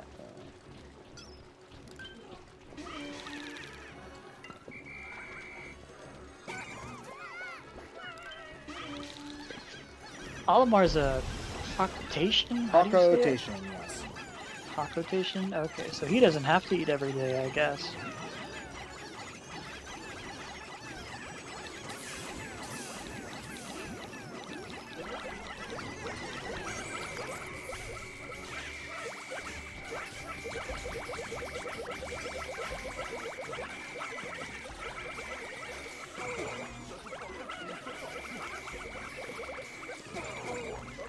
Can you stop for 30 seconds so I can like figure out what the hell's going on?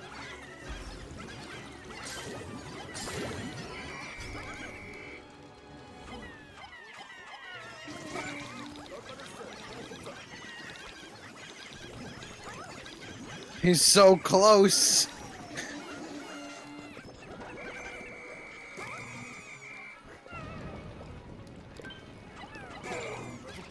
Stop!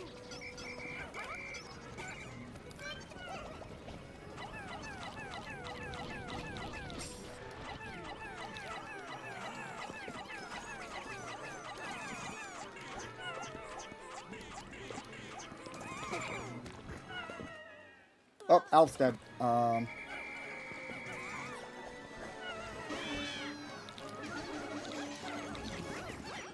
There we go. Jeez. Okay, better get out my wallet. Oh, God. Yeah. Blech.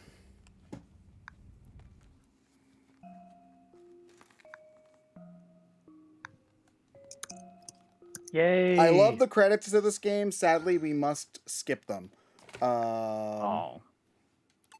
Yeah, but first, so Final reports. Let me see here.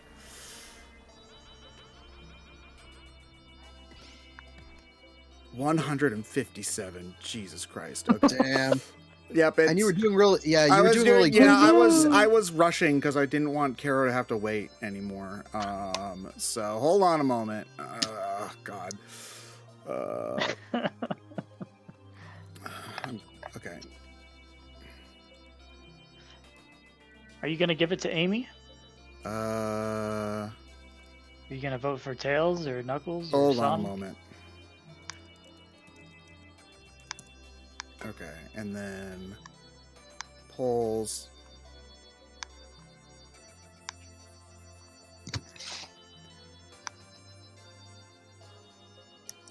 Okay, hold on 1 second. Sorry.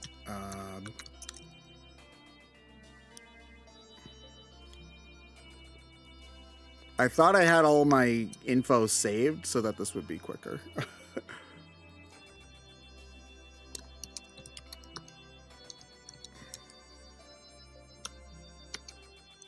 There we go. Okay. Oh, Oh, man, Lilac what's in that chat. donation we just got? Weird. Oh wow! Let's see. We got $157 from Ted. I am bad at Pikmin. And with that donation, it looks like. Did you put in details? I did. You did. Yeah. So Amy's still You about bastard. $80 away from Knuckles. So and Tails. $80. Yeah. All right, everybody. Yeah. All right. Yeah.